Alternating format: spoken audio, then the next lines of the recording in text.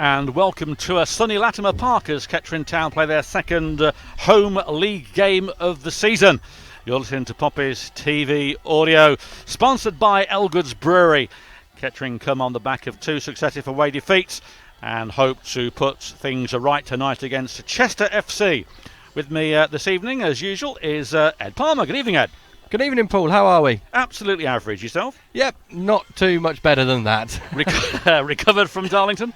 No, not quite. Not quite, but here we have them. We have the teams for you. Kettering Town read like this. In goal is Paul White. Number 2, Gary Storer. 3, Joe Scars. 4, Luke Graham. 5, back from suspension, Sam Cartwright. 6, in captain, Michael Richards. 7, Lyndon Meikle. 8, Connor Kennedy. 9, Daniel Enty. 10, Elliot Hodge. And 11, Marcus Kelly. Substitutes this evening: number 12, Aaron O'Connor. 14, Brett Solkin. 15, Ben Milnes. 16, Joel Carter. And 17, James Brighton. Talking to Nicky Eden before the game, we were hoping that Jarvan Vidal would be back in the side, but obviously his head injury is a little bit worse than we thought. Otherwise, it's really the same team as last Saturday. Chester read like this. In goal is Russ Griffiths. 2, Kevin Roberts. 3, Joel Taylor. 4, Gary Roberts. 5, Daniel Livesey. 6, Simon Grand. 7, Bradley Jackson. 8, Gary Stopforth. 9, George Waring. 10, Craig Mahan. 11, Anthony Dudley. The subs are 12, Scott Burton. 14, Aswi Asenti. 15, Matty Walters. 16, Danny Elliott. And 17, Matty Hughes. The matchday referee is Sam Mulhall, assisted by Rhys Davis and Daniel Smith. Well, Ed, what do you think about tonight? 2 successive defeats. Haven't lost 3 in a row since 2016-17. Is the pressure on him? I think it is, to be honest. It's very early on in the season, so pressure's always a horrible word to use so early on. But I think it is because, you know, this is a fan base that is so used to winning. And I think we were all expecting not to be winning as much as we were, but especially after having that fantastic victory against Telford on the opening game of the season.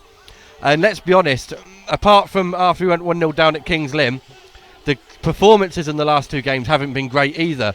I'm not too sure it's the result that brings the pressure, it's the way that Kettering are going to be playing this evening. If Kettering play well but lose, I think that will be a lot better than if Kettering don't play well and lose, because Chester, of course, are completely unbeaten coming into this game. The first 3 games haven't lost yet, so I would imagine that Chester are going to be the favourites for this one. But if Kettering play well, I don't think the result at this stage in the season is going to worry too many people. Yes, as Ed said, Chester drew the opening game of the season away at York Street. Boston United 1-1. They drew at home against Altrincham, and then they beat Chester on Saturday 2-1 with goals from Bradley Jackson and George Waring. Chester, of course, are joint managed by Anthony Jono Johnson and Bernard Morley, and they need very little introduction, really, if you've been watching the highlights of Salford City, as they were in control of Salford City with the class of 92 that had the BBC documentary Out of Their League. So they are out of that league, and they're with Chester, and they'll be wanting to follow success of Salford with Chester. Kettering have never played Chester FC before. They played Chester City. That team doesn't exist, so this will be a first, a blank canvas, and Kettering are going to need to get back to their AFC Telford type of performance. It looks like a reasonable crowd here for a Tuesday night. The sun beaming down at Latimer Park. Just while you are on, there have been a few changes to the way we broadcast at home this season. Because of the Vanarama National League restrictions, we are not allowed to show match footage until 1 minute past 12 on a Sunday night or 12 noon on Wednesday. That is for Tuesday matches. So our highlights and pre-match interviews will be on our highlights package. The interviews straight away, of course, or as soon as possible, but the actual highlights will have to come a little while later. If you've not subscribed to our YouTube channel, please do so. Currently we have 1,339 subscribers, which is fantastic. So there we are. It's going to be an interesting evening. As I say, Kettering looking to bounce back. We've used that a few times. It's definitely going to be a very, very tough season, and anybody that thought otherwise has really been mistaken. Well, let's remember last season, Kettering went through the whole season not having lost 2 games in a row at all. Every time they won, the game afterwards was an immediate response, and the catchphrase, I guess, from last season was bounce back ability, wasn't it? And Kettering need to show that because they've now lost 2 on the spin. Well, they have, and but this league is a vast difference to the league we've just left. And if you've been to Kings Lynn and you've been to Darlington lost last night. I think it was to Curzon Ashton. So they had a defeat after that win against Kettering. Surprisingly, that Kings Lynn beat Hereford 3-1, and that was so embarrassing. Hereford had to sack the manager. Exactly, that's the second manager gone in a couple of days. Bradford Park Avenue, of course, have got rid of their manager after 2 successive 5-0 defeats. It does seem a bit Spanish, doesn't it? I know that with everything in life, catching a problem early on is better than catching it later. But 2 games into a season, 3 games into a season, you can't judge a manager on that, can you? Well, certainly if they've been there last season and they've done a reasonable job, to get rid of them so early is incredible. But there we are. And of course, if you haven't heard, I don't know where you've been, but Marcus Laurie is now the manager at Bradford Park Avenue, along with assistant Lee Fowler. And of course, Lee Fowler was assistant to Nicky Eden last season at Nuneaton Borough. It's a small world, isn't it? It is, isn't it? Strange. But Nicky Eden's going to have to start earning his wings a little bit here at Kettering because apart from that opening game, the performances haven't been great, and the results have been a little bit worse. I mean, you could make a case for the Kings Lynn game. After Kettering went 1-0 down, they really did actually start pressing on. But Darlington, let's be honest, we were both there. It was a poor game of football from Kettering's perspective. Well, it was, and people at Darlington said it's the best they've played. Well, they've only had 2 games to look at, haven't they, really? So it couldn't have been much worse. But yes, that certainly was an eye-opener at Darlington. Let's hope that that has sunk in a little bit on that journey home. It took us about 3 hours back, 4.5 hours there because of the fantastic A1. And, of course, Gateshead will be doing that on Saturday, which is the next fixture here at Latimer Park. Chester, that's going to be a tough game. They look like a land of giants. They look quite large out there, about 6'5", 6'6". One of the tallest goalkeepers I think we'll see as well, by all accounts. You said that against Telford. Yeah, we said that against Telford. He was the largest goalkeeper I think I've ever seen. He was very large. He was very large, and luckily he couldn't catch much, so that was good. On loan from Coventry City he was, but there we are. Yep, so we're not too far away from kick-off, around 10 minutes. If you haven't subscribed to our YouTube channel, please do so. And we'll run through the teams for you in a little while again, just in case you've missed it. Crowd is building up here at Latimer Park. It is 10 games in the first 2 months, really, isn't it, that is going to settle the nerves or cast the nerves to our fragile support. And I say fragile because a couple of defeats and the nerves begin to start jangling. As Ed said, our fan base has been used to winning for the last 5 seasons, and those with a longer memory, of course, know that Kettering have been through these periods before of not being able to string 2 or 3 wins together. Let's hope that can change tonight. It gives the lads a good chance, as Ed says, to bounce back. Nicky Eden is no mug. He knows what he's capable of. He knows what his players are capable of. It's time they put that into practice on the park. And I must say, the Latimer Park pitch looks superb again. Does. It's looking very good this season, the times that I've seen it. And I say there were some interesting comments from Telford saying it's a dreadful pitch to play on. Well, that's first game of the season. Tell you what, next season we'll schedule it so you come in January then, shall we? It'll have the sun then, won't it? And yes, I was quite amazed seeing that on social media. They were saying that it was the worst penalty that they'd ever taken. Didn't mention the brilliant save from Paul White on the worst pitch they'd ever seen. So obviously haven't been very far. But there we are. That is some sour grapes for you from a visiting side. The Chester people we're speaking to have been very complimentary, and they seem to be a decent set of fans. There's quite a few people down here from Chester, and it's good to see visiting support. That's one thing you didn't see much of in the Evo Stick last season, much away support. And I think we're going to see a lot more of that this season, which is good for the Coffers. It is, yep, and it helps create a bit of atmosphere. In all fairness, the 2 away games we've been to as well have been well attended by the home side, so it means that they will hopefully travel in numbers as well. As you've said, not long until kick-off. We've got roughly 8 minutes, but these games never start on time. But the first teams, or starting 11s I should say, for both sides are back in the changing rooms. Just the substitutes left out on the pitch and the mascots. But the substitutes just going through some last minute shooting practice. Ben Milne's there. Tell you what, it's a good strike, but if there's a wall in the way, he's never getting it over it. But interestingly, Joel Carter on the bench again today. Yeah, that is a surprise. I did ask Nicky Eden on Saturday, was that an injury? He said no, he just wanted some more experience at the back with Luke Graham. But then we brought Sam Cartwright back into the side from Peterborough. Of course, he was suspended for the game against Darlington, but he was cruelly exposed against Kings Lynn. So it'll be interesting to see how he develops, because this is quite a young Kettering Town side in many respects. And as Nicky Eden said, they've got to start learning very, very quickly, otherwise things could get out of hand, couldn't they?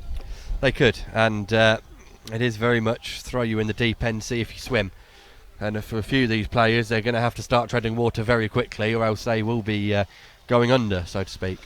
Yep, but it's a very long season. I know these are all cliches. Start of the season, early doors, marathon, not a sprint. It's all this sort of stuff. Game of 2 halves. Game of 2 halves, 90 minutes. Get 1, they must get 2.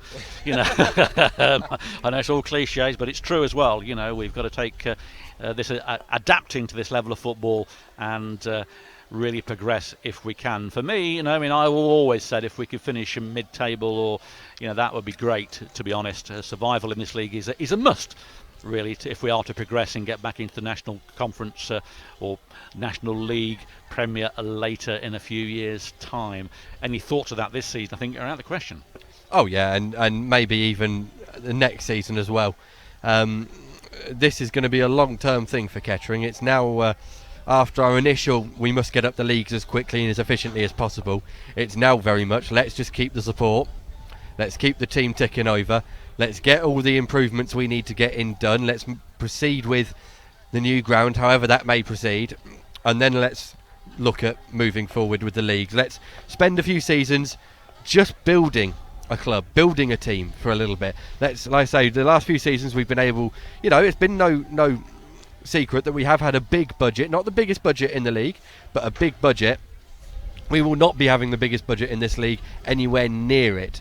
So we've just got to spend time getting young players in, getting good young players in who are going to be with us for 3, 4, 5 seasons.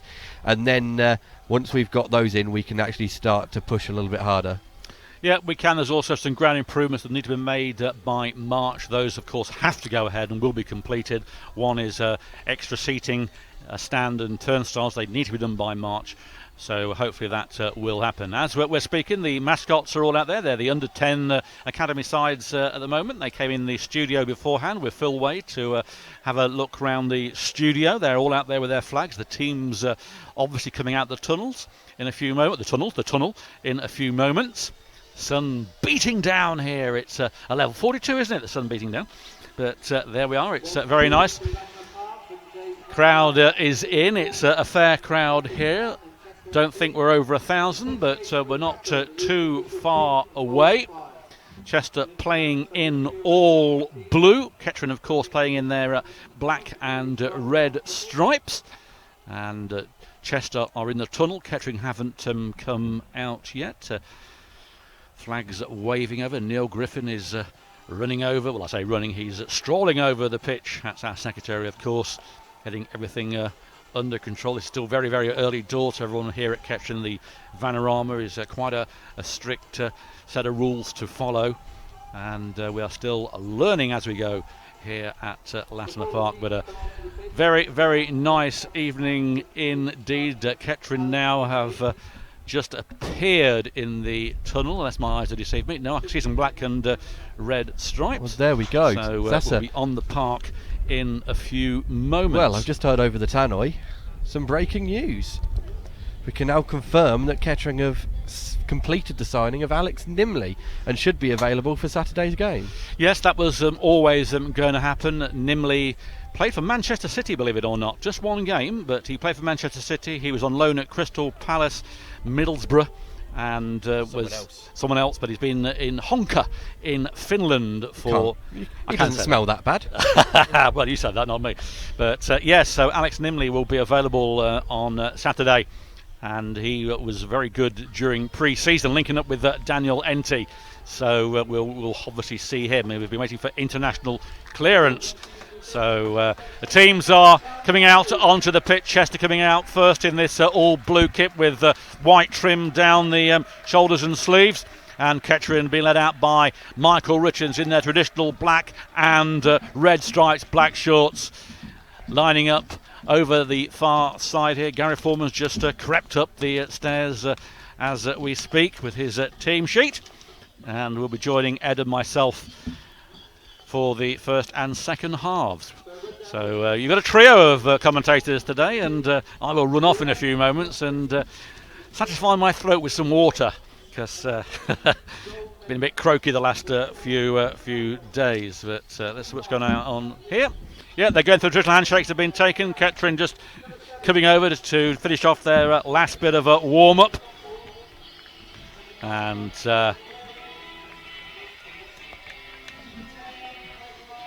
Seven Nation Army booming out there over the tannoy. Nicky Eden down here with the Kettering faithful. Let's hope that Jarvan Vidal has a improved evening, Gary. Good evening, Paul, and a sunny evening it is too on the gantry this evening. Yeah, very nice, isn't it? It's not often we say that at Latimer Park. Normally it's like a gale force up here, but give it time. Give it second half. Yes. So the mascots are out there with the Lion, Champ the Lion, or Rocky the Lion, or Bear as they're calling him. I'm not quite sure what they call him now. I did have this conversation with Phil Whale. Is it Rocky or is it Champ or Chump? Any wiser? No. Well, there's a mascot out there in a bearish uniform. Lionish uniform. Lion, bearish uniform. So it's a lion. It's definitely a lion. I've been told clearly. I mentioned this to Phil. He said it's Rocky the Bear Lion. It's the lion. the lion. The Lion Bear. It's the Lion King. Well, whatever it is, it's out there and getting the traditional handshakes and photographs taken of the mascots. Captains in the centre circle. And we're gearing up here for Kettering's second home fixture. And we do feel that home advantage this season is going to mean an awful lot if the away games are anything to go by. And Kettering need to use Latimer Park and exploit it as much as possible. Well, we certainly do, Paul, after the excellent start, a couple of away reverses, and the pressure's soon back on again. But against the side as well, and beaten Chester, as we know, for 5 points from 3 games. 2 draws and a win, as we know. A very tall side, very physical side, so I've been told. They don't muck about, so it's going to be quite interesting to see how Kettering play against them. Kettering in a huddle at the moment, reminiscent from the early days of, I think it was when Tom Bailey and that were here. We had the huddle, didn't we, with Scott Machin many seasons ago. But we have a huddle now, arms all linked, probably praying or something, I think. I don't know about praying, but they'll be looking for a bit of unity this evening, that's for sure.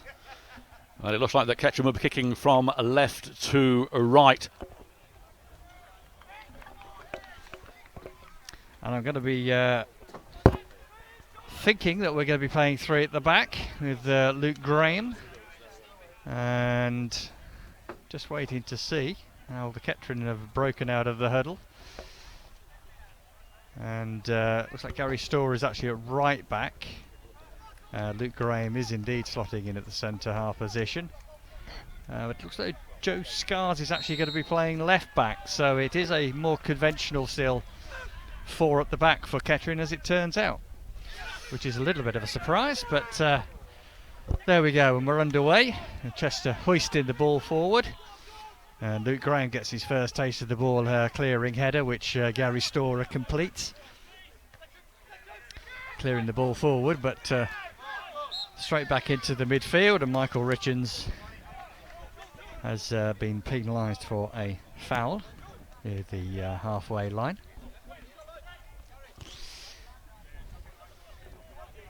Chester, as Paul has already indicated, do look like a tall unit, and they'll be looking to pump this ball forward into the Kettering box, or very close to the Kettering box, and see where the dice fall. Well, the ball's pumped in, headed out by Sam Cartwright, but it finds Richards. He pumps the ball high for Enty to chase. There's two Chester defenders underneath it, but Enty's got there first. It hits his head and cleared by Simon Grand back to the goalkeeper, Russ Griffith. So Griffiths is on the edge of his penalty area, puts the ball down in front of him and delivers the ball towards Dudley. Finds Hodge making his home debut. He came on in the second half against Darlington. The ball finds its way back with Russ Griffiths. Still Enty up front this time on his own. It's been Aaron O'Connor for the last few games, but at the moment it's Enty. And and Lyndon Meikle sort of playing in the number 10 role behind Enty as the most advanced of the midfield five, if you want to call it that. Marcus Kelly's taken up a wide left position, and Hodge has taken up wide right. Throw in by Joel Taylor. He's taking his time to take this. He's looking for Mahone, doesn't use him. The ball's back with Taylor. He finds Stopforth. It's back with Taylor into the Chester half. It's with Simon Grand. He's left-footedly switches it over the other side, but out comes Paul White. He collects that on the edge of his penalty area, signals, takes his time, and the sun being blotted out by the shadows for Paul White. And of course, that sun will disappear pretty soon, but it's better than the rain that we normally have here. But Paul White gets us back underway, trying to find Enty, but he's beaten to the ball by Livesey. Kelly gets it though, trying to find Enty, hasn't got there. He's on the far side with Jackson. Good ball there on the halfway line, robbed by Cartwright.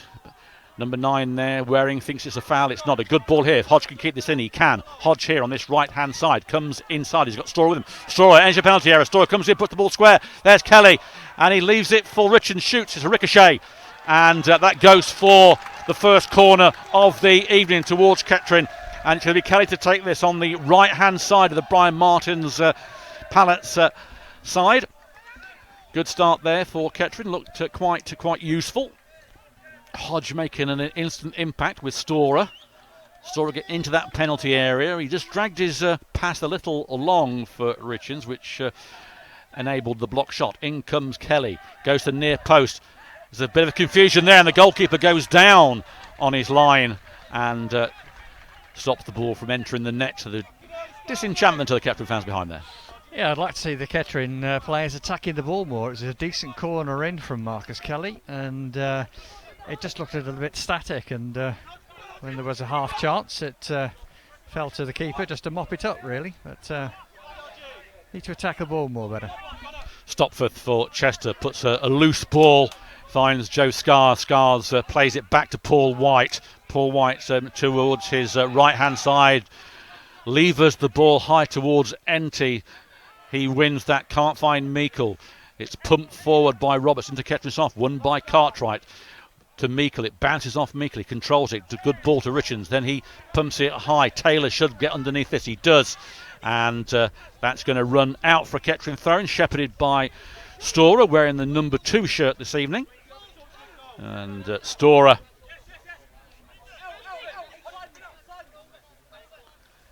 trying to find Enty. He does. Enty flicks it on to Hodge. Hodge squares it to Meikle in the centre of the park. Puts it through ball. Can't get it through to Enty. Cut out by Grand. And Grand gets the ball to Dudley. Dudley plays it out wide to Taylor. Taylor to Stopforth. Stopforth a bit of space on this wing here. Plays it inside. It's back to Taylor. Good triangles here as Gary Roberts plays a sweeping ball on the far side. It's a good ball as well. If it can be kept in, it can be kept in. It is with Stopforth. Stopforth under pressure. Cut out by Richards. He just hooks it anywhere though. And Livesey, who I think is a relation to Gordon Livesey, ex-Kettering goalkeeper who also played for Chester, I believe. I didn't know he played for Chester. I certainly remember Gordon Livesey, though, in the 70s for Kettering in goal. I think Scarborough as well, didn't he? Was he our keeper at the first Wembley final? No. No. There you go. Who wasn't? Thank you very much. Meikle, he finds Scars, and it's back to Paul White. White, long ball towards Hodge, cut out by Joel Taylor. Taylor with a bit of space in the centre, goes outside of Kennedy. He's got Storer in front of him. It comes off Storer, and it's going to be a throw-in to Joel Taylor. He finds Waring outside the penalty area. He goes down, and the referee's given a foul in a very, very similar position where Kettering have conceded these goals from in the last few games. It is very, very similar to the one at Darlington and also the one against AFC Telford. It is just on the D in the centre of the park. Paul White arranging his wall. Danger for Kettering, Gary. Yeah, we played this scene before, and it was it's closer in than the Thunderbolt that Steph Morley unleashed for Telford in the first game of the season. It's 1 yard outside of the D. Very central. So it could be a left footer or it could be a right footer that's lining up to take this for Chester. It looks like Kevin Roberts is the number 2, and he's going to be taking it with his right foot. Paul White still getting his defensive line in order. We have 2 Kettering players up here. We have Jarvan Vidal, who's not with us this evening due to injury sustained at Kings Lynn, and new signing. We have Alex Nimley up here. Might try and get a word with them in a little while as this free kick is about to be taken, and it's in there by Roberts, and that's more akin to Franklin's Gardens as it goes into one of the gardens of the houses behind, and well over Paul White. What a relief. Frank Lane, yeah. I've just remembered who the trophy goalie I was was. waiting for you to say that. You know, Yeah, of course you were, Paul. It was my first away game, actually, for the Poppies. Was it? What a one to start my account with. It's better than mine, though. My 11 first game years was a old. 7-0 thrashing by Swindon Town. I kept going back for more. I think it was about 7 games before I saw a win, and I've been going ever since, really. But we're back underway. It is Meikle with the ball. He's under pressure here. A foul there. Well done by the referee. He's got one right. This gives Kettering a bit of space.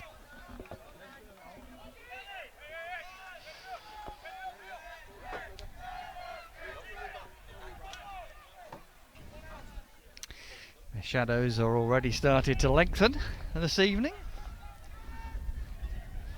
as the sun dips down behind the Morrison's end, the Brian Martin Pallets stand. Well, it's a good place for Kettering. Kelly then left-footed. It's an outswinger. Keeper should get this. He does. He goes straight to the keeper, and he's better than that, Marcus Kelly. Straight down the keeper's throat. Good interception there by Storer on the far side. He's breaking away here. Storer's got empty up front. He might try a shot, but he's robbed by the ball, and Chester get away with it. Only Waring up front there. He's being challenged by Luke Graham. Waring with it. He has Dudley with him, but he plays the ball back to Mahan. He comes inside Hodge. And the ball played to Taylor on this wing. There's Gastor, who's come over this side and gets in the way. It's a throw in to Chester. And we're going to put Ed Palmer on for a while, who is... it wasn't 20 minutes, but you can go on for a little chat. Just so you can go and refresh your vocal cords, I'm sure. Anyway, ball put in, that's too long. Scars heads away. Kennedy brings down on his chest in the central Kettering's half. Left-footed, plays out wide to Hodge. Just too much on it. Apologies all round from Hodge for not getting there, and Kennedy for playing it too far in front of him. Well, one of them was in the wrong. Well, it wasn't Hodge's fault. I don't think a Graham would have stopped that one. So it was just a pass that was overhit. Referee telling the Chester player not to go any further forward with that throw in, and I'll just get one of my team sheets so I can actually see who it was who took it. Taylor it was. Kettering won't be happy that the ball was brought down in amongst 3 players there, and then that ball forward is long and straight into the hands of Paul White.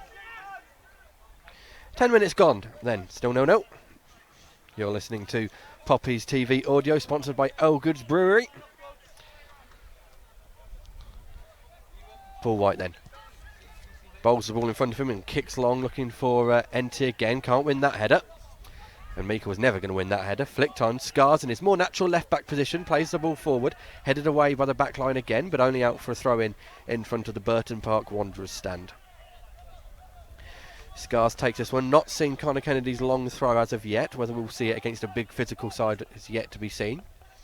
Scars into NT, who's come deeper. Then a wonderful switch of play towards Elliot Hodge. Fantastic ball. Hodge is now up against the number 3. Puts the ball in. About 3 or 4 deflections. Corner, says the referee and linesman. It took too many deflections for me to make a ruling on that one. Did you see anything different? No, it was ricochet central, that was. But obviously the referee made the right decision in giving the corner to Kettering. Well, obviously, yes. Taken quickly to Hodge. Hodge takes a touch. Lofts the ball in towards the back post. Taken off the head of Scars, I think it was, who went in. And oh no, it did actually come off him. And it's a goal kick. I thought it had come off a defender. Glancing at it, I think, by Cartwright.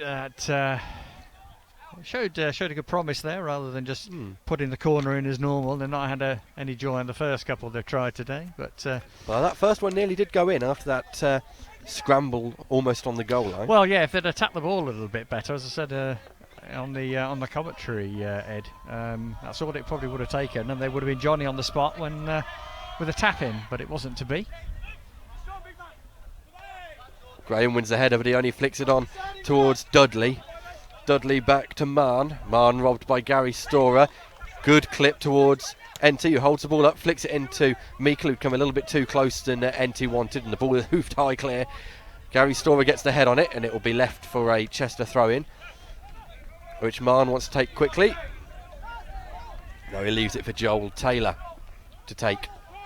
The number 3, deep inside Kettering's half, on the left-hand side of Chester's attack. Looks like it's going to be a long throw, no one presenting short, and a few big players, including the 6, Simon Grand, making their way into the area. The captain, Gary Roberts, just standing on the edge, waiting for any drop-downs. Long throw it is then, from Taylor. In it comes. Headed away by Kennedy, out to the number 4, who spoons up into the air. Headed back out to the number 3. He's got Hodge in front of him, and he's fouled by both NT and Hodge. But NT is the man going in the book. Well, if that's we're getting another taste here of the Telford game, really, where you think, yeah, that was a clear foul, but for the book to be out seems harsh, doesn't it? Harsh, exactly. Which is not exactly only that, what I'm we were not saying too in sure the if Telford you, game. I'm not too sure if you could really give an opinion on who it was who fouled him, to be honest, because it was NT. Definitely? Yeah, definitely. Because Hodge was there as well. But Yeah, definitely it was NT. It was definitely NT. He's got the right man, but that was harsh, as I say. But it's another indication. We've had it already with a referee at the Telford game. Challenges will get more yellow cards in this league. Well, Nicky Eden plays the ball down to where the free kick is going to be taken from, and I think, yeah, the Telford player, as he went over and got tangled up with NT, caught a stray stud from NT on the elbow, which is what he's getting treatment for at the moment. Of course, he can stay on the pitch if he wishes, because it's a bookable offence, unless that rule has changed. No, the rule hasn't changed, so Joel Taylor can stay on. Yep, there he is. Southport, we're hearing, has just gone 1-0 up against Farsley away. But this is a dangerous area again. They didn't do much with their first free kick. It's going to be a cross in, lofted in, flicked away by Richards at the back post, and then cleared away by Kelly, headed back into the mixer. Kennedy loses the header, and the number 11 shoots! Oh, just over the bar. Paul White is livid with the linesman because he thinks that was clearly offside. He feels like he shouldn't have had to have even got off the ground for that one, because the shot shouldn't have been allowed in the first place. The ball has, unfortunately for the linesman, landed right at his feet, so Paul White has to go over and collect the ball, and he's talked all the way there and talked all the way back as well, hasn't he? Yeah. Gloucester are 2-0 down to Kidderminster already. Still 0-0. 15 and a half minutes gone of this first half. No real clear-cut chances. That's probably the closest, and Kettering had one saved well on the line after a little bit of a scramble from an early corner. But, and Kennedy's caught late, and that will be a booking then, surely, if the first one was a booking from NT, and it won't be. Much to the annoyance of the Kettering Town players. Good switch out to Hodge. Good touch from Hodge. Standing up the number 3 again. Cross. That is deep. And it will be a goal kick, will it? Yeah, it will be. Yeah, just about crept in for a goal kick. That's how off mark wide beam that one was. Well over hit by Elliot Hodge, looking to make an impression in his home debut. He's done well, actually, Elliot Hodge, this game so far. He's had a few one-on-ones with the number 3, Joel Taylor, often getting the better of them, winning corners or getting something across. It's just he a bit too much gusto as he got Yeah, past that was his first miss.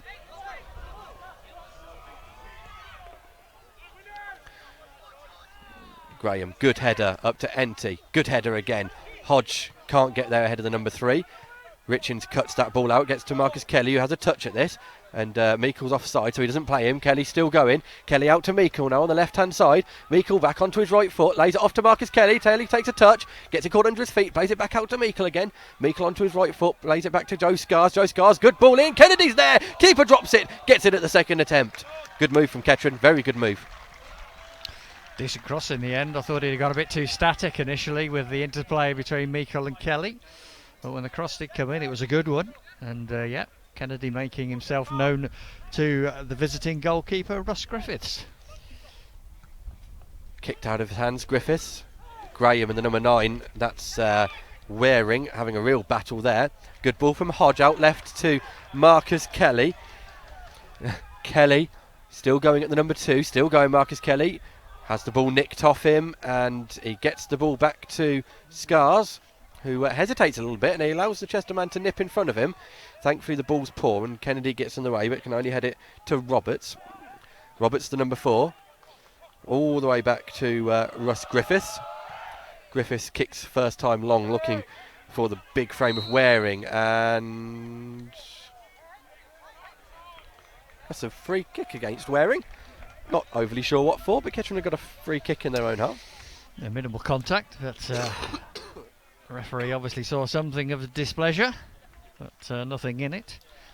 Certainly not a yellow card job. Paul White launches it forward, looking for Daniel Enty, but Joel Taylor is shepherding the ball out, and that will be a goal kick to Chester. You're right. Yep, so as listeners of Saturday will know, I've been very ill and I'm not yet over it, so apologies if I cut off mid-sentence to cough my You're insides a martyr. up. Martyr to the cause, Ed. I am, I've been called many things and that is one of them. Griffiths kicks the ball long and far, but Luke Graham is more than a match for Waring on that occasion. Tries to find Enty, and the referee's whistle goes again. Just in one way the old whistle, doesn't it, really? I mean, that foul on Kettering earlier on, if we'd been a Kettering player, would have been booked. But, and the referee now having a word with Simon Grand and Elliot Hodge.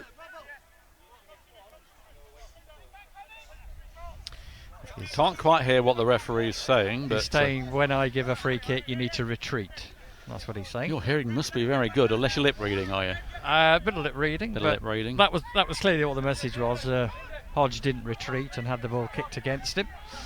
Well, it's Gary Roberts then, just inside the Kettering half, in their own half, at the moment. He's right-footed into the centre, headed out by Connor Kennedy and hoofed out by Storer. Now Enty's being sandwiched here between 2. You've got Kelly on the other side, but Bradley Jackson did very well, trapping the ball, turning and leaving Kelly for dead. He comes inside, Meikle still has the ball, plays it forward towards Waring. He goes down. This time the referee gives nothing. It's a flick on here, but I think that's too heavy for Enty, who would have been offside. And Waring just getting up, wearing yellow boots. Have to be very good wearing yellow boots, really, I think, because it stand out like a sore thumb, but it is Dudley. He finds Stopforth. Only towards Meikle. Meikle finds Kelly, but The ball is too heavy again, and Danny Livesey leaves it for goalkeeper Russ Griffiths. We are 20 minutes into this first half. It's Kettering Town 0, Chester 0. You'll listen to Poppy's TV audio, sponsored by Elgridge Brewery. Yes, traditional Cambridgeshire ales. And we have Gary Foreman and Ed Palmer, who's just thrown his team sheet off the gantry, having a cough and a splutter in between time. As away goes Mahan on the edge of the penalty area. He's being faced by Storer. Turns Storer. Still trickery going on with McMahon. He's got nobody with him. Comes in off Storer, trying to shepherd it out. Finds Richards. He can't get the ball away. Mahan comes in again. Might try a shot. Turns. Still Mahan. Good work here. Good pressure from Stopforth. Puts it into McMahon. A 1-2. And in comes Stopford now. Good tackle by Elliot Hodge. And he has to play the ball. Comes in off him, and he puts it straight towards Roberts, though. Roberts finds Taylor on this left-hand side. More pressure from Chester as they begin to work the ball, trying to find Mahan, but it comes off Storer, who plays it onto Mahan, and that goes for a goal kick to Kettering. Look quite nippy, don't they, Chester? Yeah, they're a decent side. I mean, they're more accustomed to this level than what we are. And yes, they've got some physical players, but they're looking to try and play the ball on the deck as much as possible. They say a lot of passing triangles at time, looking to free up a little bit of space that they can then get in and exploit. Paul White with the ball on his 6-yard box, takes it over here to the right-hand side. Hodge is there, but he'll be well beaten. The ball goes out of play. Nicky Eden traps it, throws it to Gary Storer. It's a throw-in right in front of us here. He finds Kennedy. Back to Storer, heads it on, but he can't control it. It finds Taylor.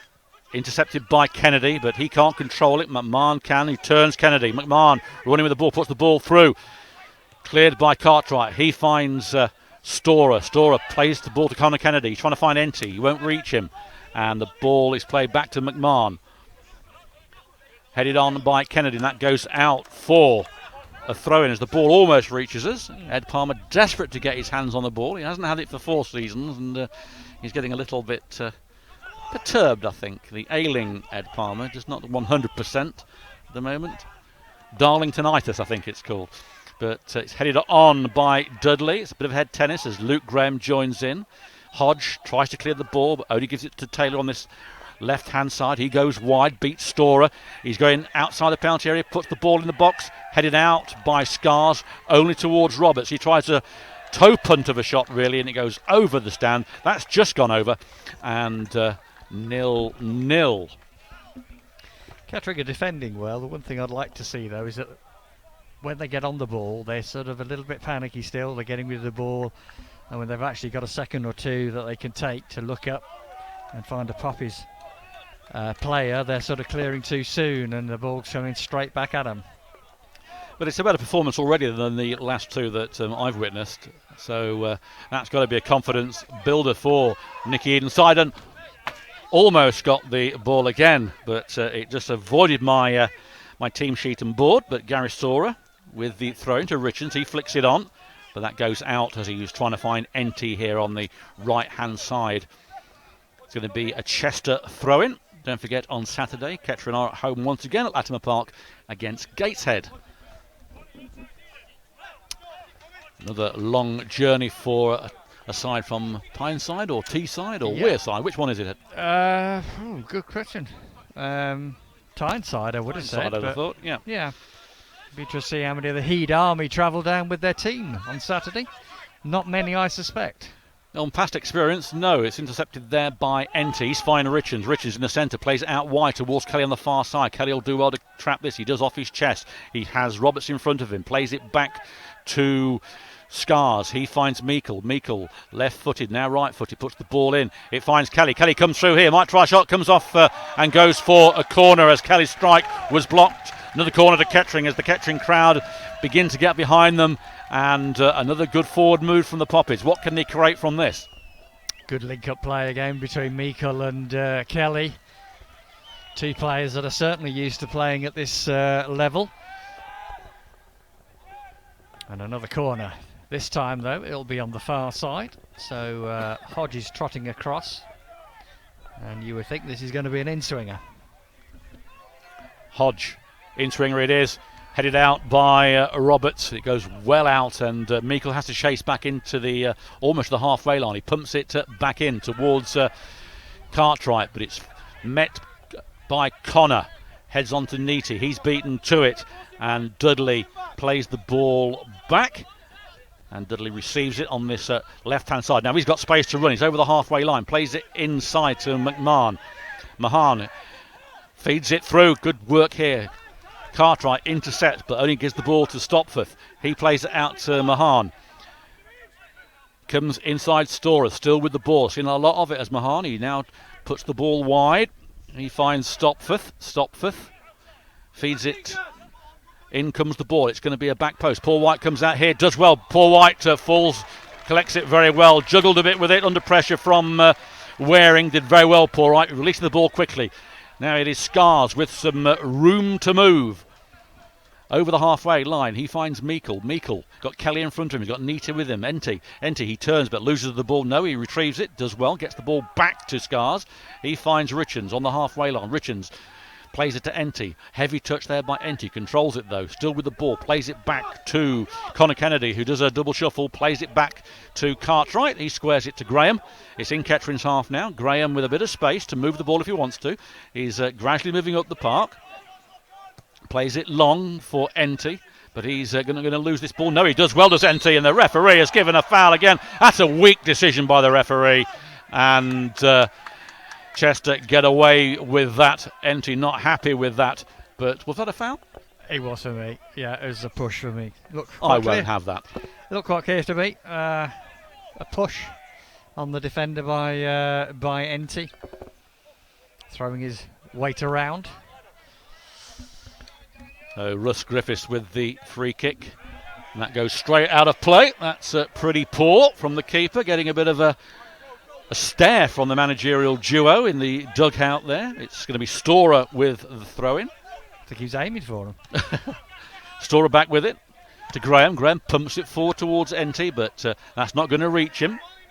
Reaches Kennedy instead, who flicks it on. It's a heavy flick. Taylor gets the ball away towards Mahone, but it's Richards who pumps it out towards Kelly, but he hasn't got there. Jackson has. Now Jackson is on the run here. He's got Richards following him. Jackson does well and is body checked, and that will be a booking if this referee is to go by. And it does seem that these players, every time they touch, they go down. And the referee having a word with Michael Richards. I think he's going to get away with it, is he? It's in fact Scars who brought him down. I don't think he brought him down, Paul. I thought he was on his way down looking for that one. He was sort of running out of gas and waiting for the challenge to come in, and then went over. And I think the referees bought that one. Well, they have been pretty weak, the referees, in many respects. Any touch on a player, it seems to be they give the foul against Kettering. I don't know if that's just my biased vision, but Saturday was a very good example of that. Darlington were going down like paper kites and getting every mortal decision. But that one again is not controversial, but probably isn't right. But whatever, it is a free kick. 3/4 way into the Kettering half. On the far side by the Kettering Town Football Club stand. That's the blue stand, which is fully packed this evening.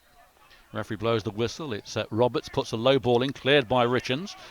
It meets Meikle. He's got nobody with him though. Meikle on his own. He beats one, he beats two. He's then fouled, and the referee's given nothing. That was a late tackle and was given a throw-in. Another diabolical decision by this referee, Mr. Sam Mulhall. That was a foul. Yeah, and because Lyndon Meikle tried to stay on his feet rather than going down, as it were, then he's got penalised for that because it was definite swipe at him. Yep. Anyway, the rebound comes from the free kick. It is Enty with the ball. He's got nobody with him, having to be played out wide. The Chester player goes down, nothing given. Enty goes out wide. He's then knocked down, nothing given by the referee. I think he fell down in the end. A bit comical, really, as Chester get the ball away. Surprised the referee didn't blow for a foul. Pumps the ball forward, just Luke Graham. And Simon Grand just hooks the ball anywhere towards Waring. Waring fouls Luke Graham. ironic cheers from the Kettering fans as the light comes in. And to finish off this first half, I'm going to hand you over to the ailing Ed Palmer, who looks delighted that he's coming on for 15 minutes or so.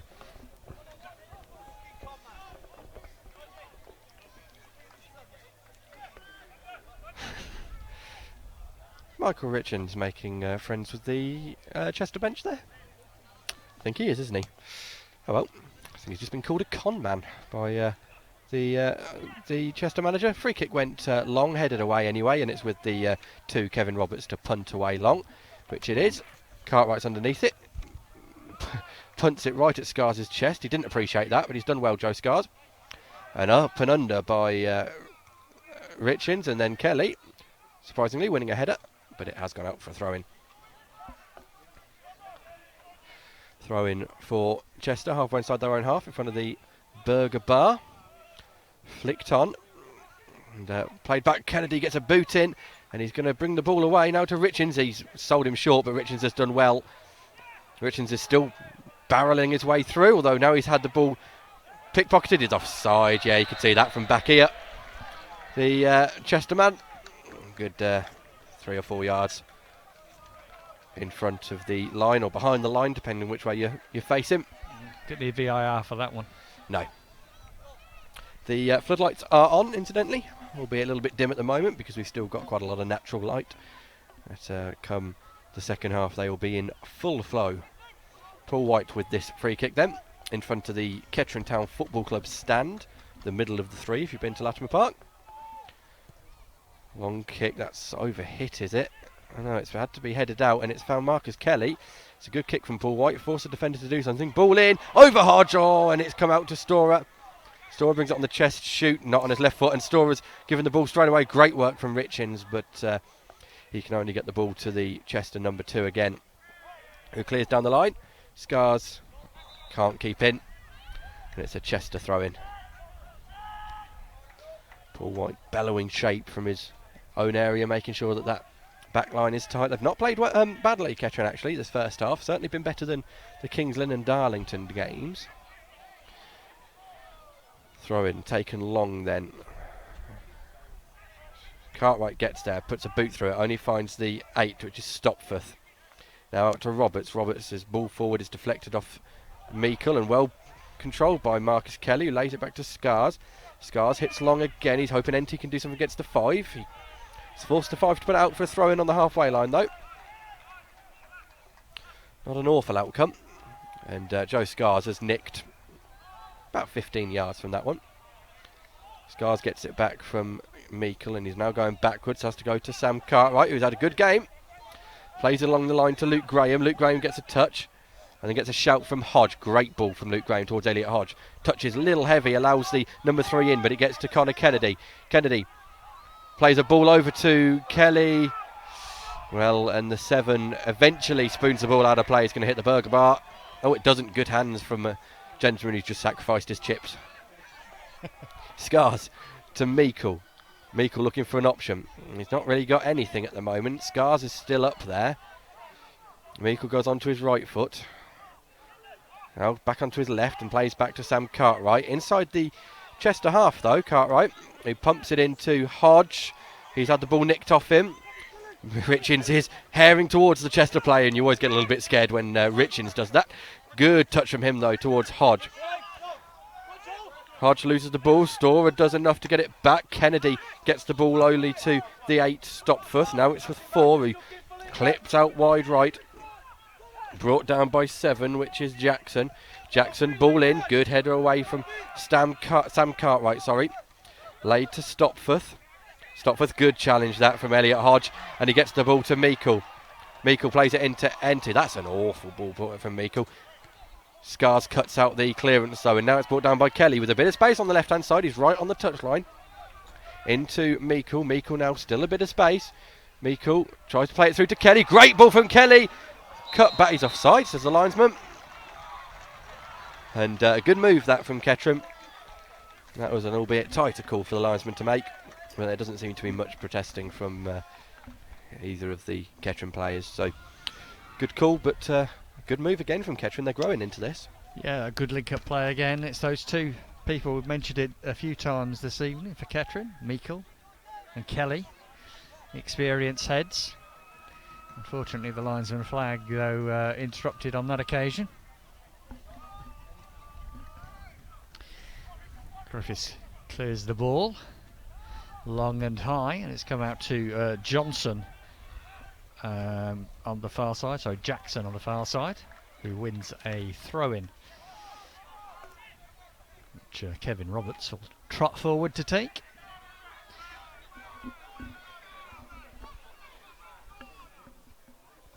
Throw-in eventually taken to the 11, Dudley. Now back out to the thrower taker, back to Dudley. He's got a chance here.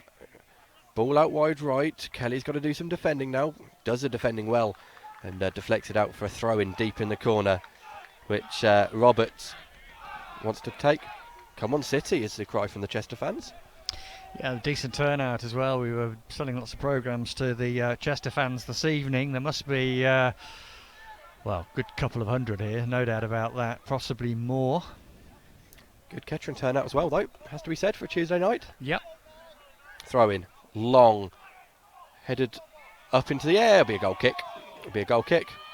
Oh, it's been given as a corner. Well, that looked absolutely stone-wall goal kick. It kind of looked like it come off the 5 Darren Livesey last. But referee's given it as a corner. No, interesting to note the linesman didn't give that one. The referee did. And it's going to be a corner now for Chester on that far side. It'll be left-footed, swinging inwards. I think it's Joel Taylor taking it. Plays it short. Now it's onto the right foot, swung outwards, headed away by Kennedy. And will Kelly get on this? He's got to win a header first, which he couldn't do. And Chester come back again. Ball pumped in. That's flicked on at the front post by the number 6, but it was on the edge of the area and harmlessly goes past the post for a goal kick. 37 minutes gone. 0-0. It still is.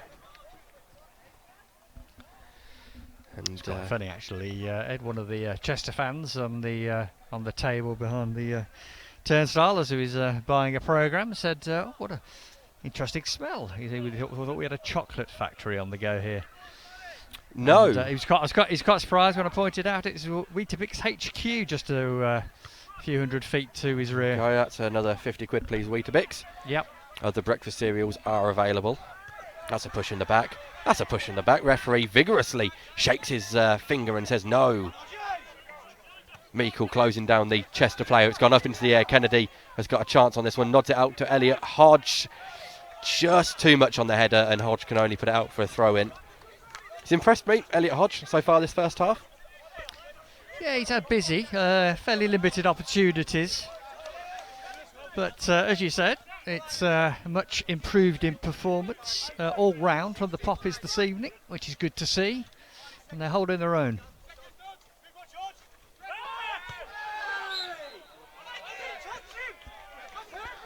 Well, I mean, you did touch him, George Waring.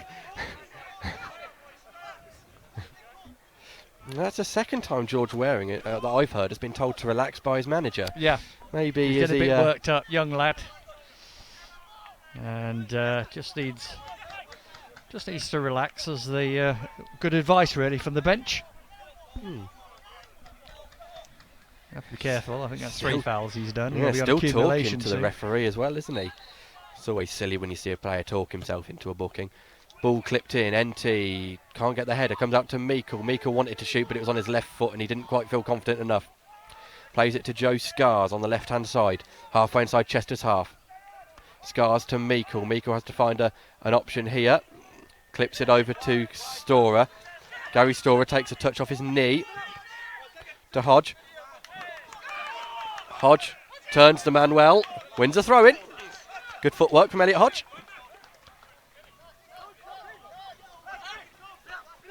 Storer goes down to NT. NT wins the flick on. No one running onto it, and NT is unhappy. Oh! That was a leading arm, wasn't it? The number 9, George Waring again. That was a leading arm. You heard the contact from the arm onto the face. He's being called over. The number 9, George Waring. Referee's going to his pocket. That was the referee was probably on the wrong side of play to be able to see that one. I don't think it was an elbow, but it was definitely No, he led with an arm, didn't he? Leading arm into the face. That's a yellow card. And he's... I think he would have got a yellow card anyway, even if it was because accumulation. Accumulation, so yeah, he hasn't run the ball.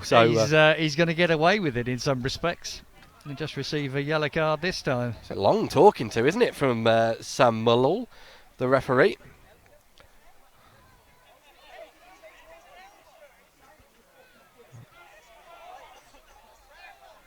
Looks like there's a nosebleed for Luke Graham. Yeah, looks like there's quite a lot of blood coming out of the nostril of Graham. That's times like these when a kit man's probably thankful we wear red. Yellow card for George Waring. The Chester fans down to our left, unhappy. Oh, that is a lot of blood. The 2 bits of tissue that have been put in to stop the bleeding from Luke Graham are already and this red. This is where we've got to get penalised. Oh, and the arm as well. This is where we get penalised now, because we're going to go down to 10 men whilst Rachel works busily on the wound, and it's going to take quite a while for. And the referee is just saying he has to check before he comes back on to make sure that the bleeding has stopped. Go. This is the silly thing about the rules. Yeah, so I agree what you said there, that Kettering are now a man down because of that. NT flicks on. Oh, can he find Meikle? Meikle's going to get there. It might not matter. Good block that by the number 2 Robertson. Chester will attack with Kettering a man down. Kennedy has gone into that centre half position, and a strong challenge from Joe Scars puts the ball out of play for a throw in. Clean tissues being put in. See how quickly they redden. Sort of nose plugs, isn't it? They are nose plugs, aren't they? They're proper. Well, no, the linesman can do this job. The referee doesn't need to come over. Surely the linesman can do it, can't he? Yeah, but it's does he? It's, it's I'm in charge of the game, referee, isn't it? Trots all the way over.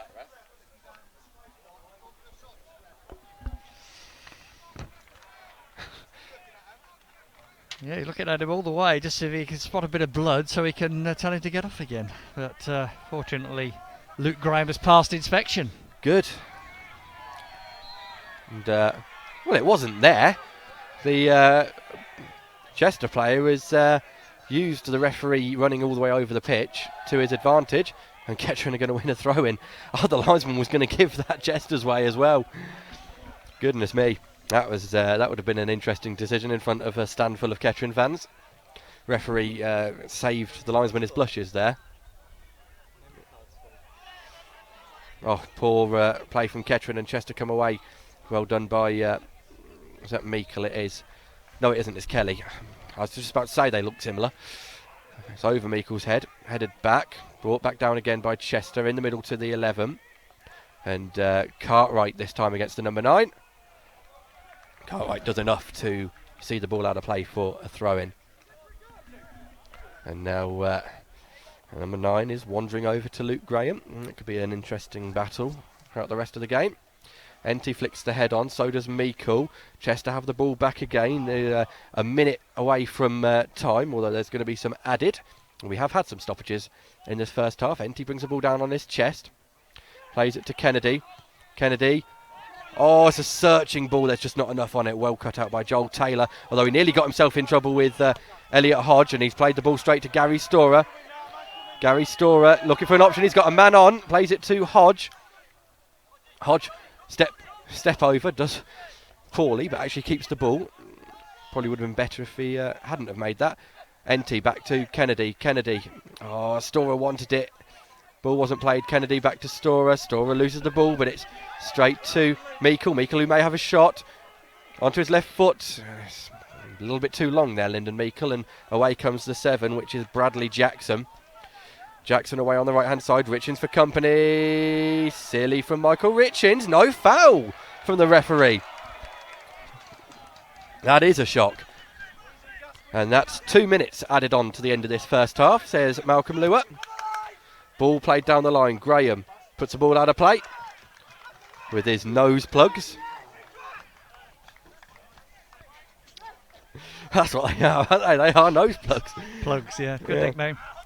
Ball put down the line. Kennedy puts the ball out of play for a throw-in.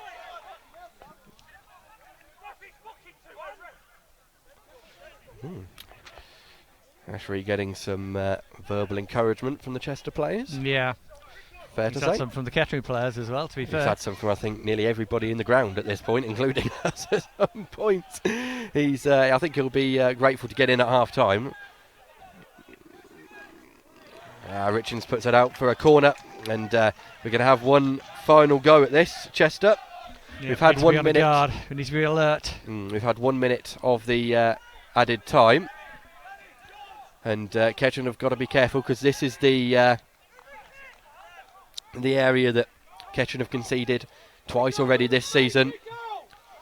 Down that right hand side, if they play short, then Kettering have got to be careful. But what Chester like doing is almost like the free kicks, laying it off to someone to play. It'll be taken right-footed, but it'll just be rolled to Joel Taylor to swing in left-footed. Just changing the angle slightly. Oh no, it won't be because Joel Taylor's now run away. Everyone's on the goal line for Chester and Kettering. Paul White's going to have a job here. Comes out, catches the ball well. Paul White looks for a quick option. There's nothing really on. Has an advantage for Paul White because he was fouled in the area. We've got 20 seconds left. I would imagine that's going to be time.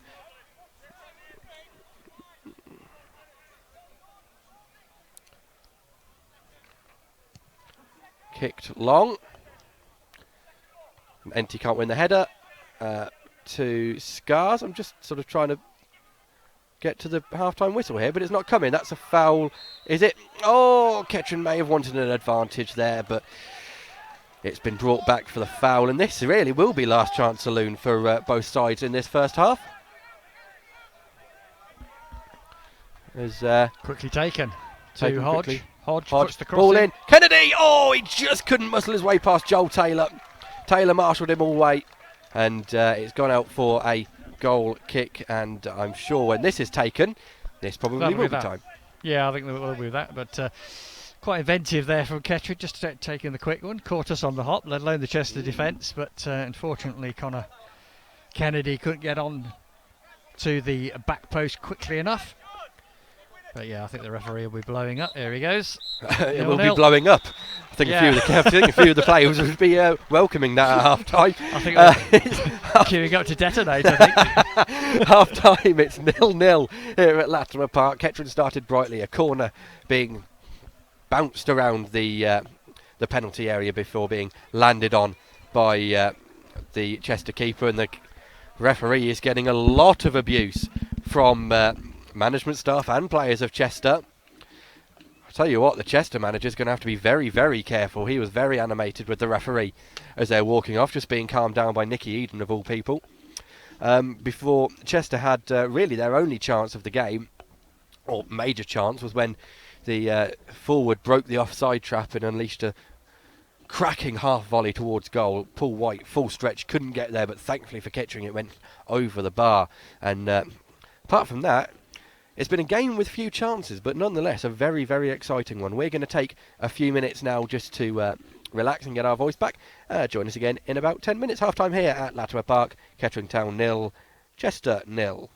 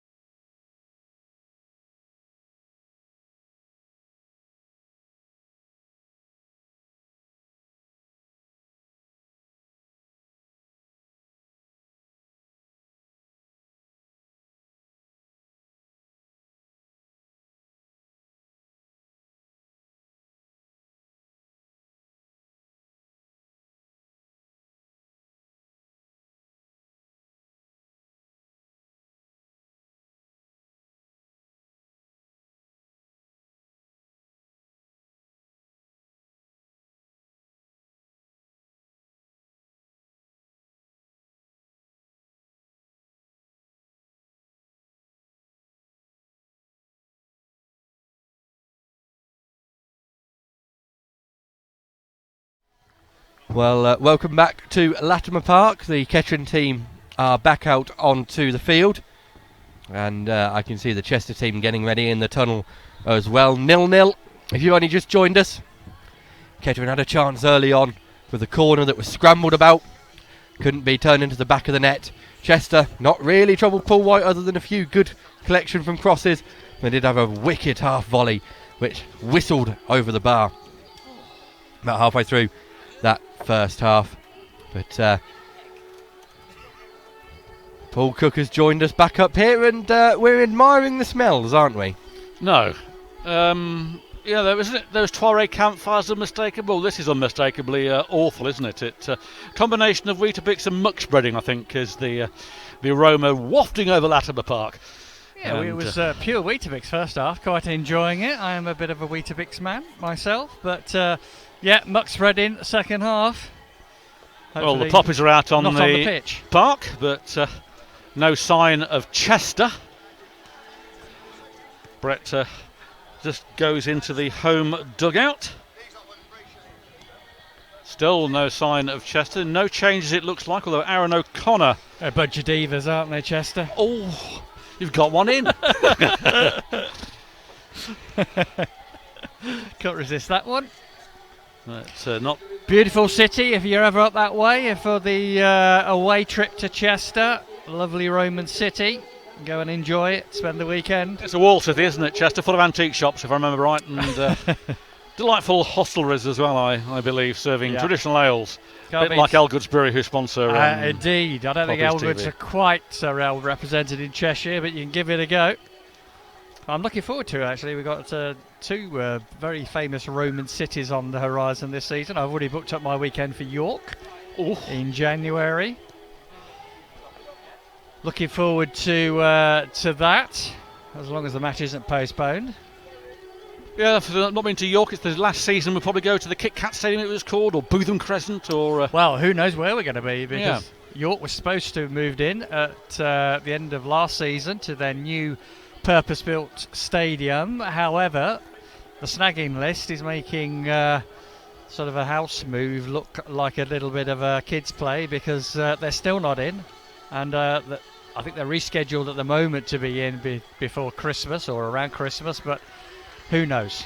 Because also York Street, Boston, is last season to the famous old Boston ground. If we get the chance to go to the new ground this season, I'm not sure. But it'd be nice to go to the old one first. It will, yes. We've had great memories there. Fantastic memories, Paul.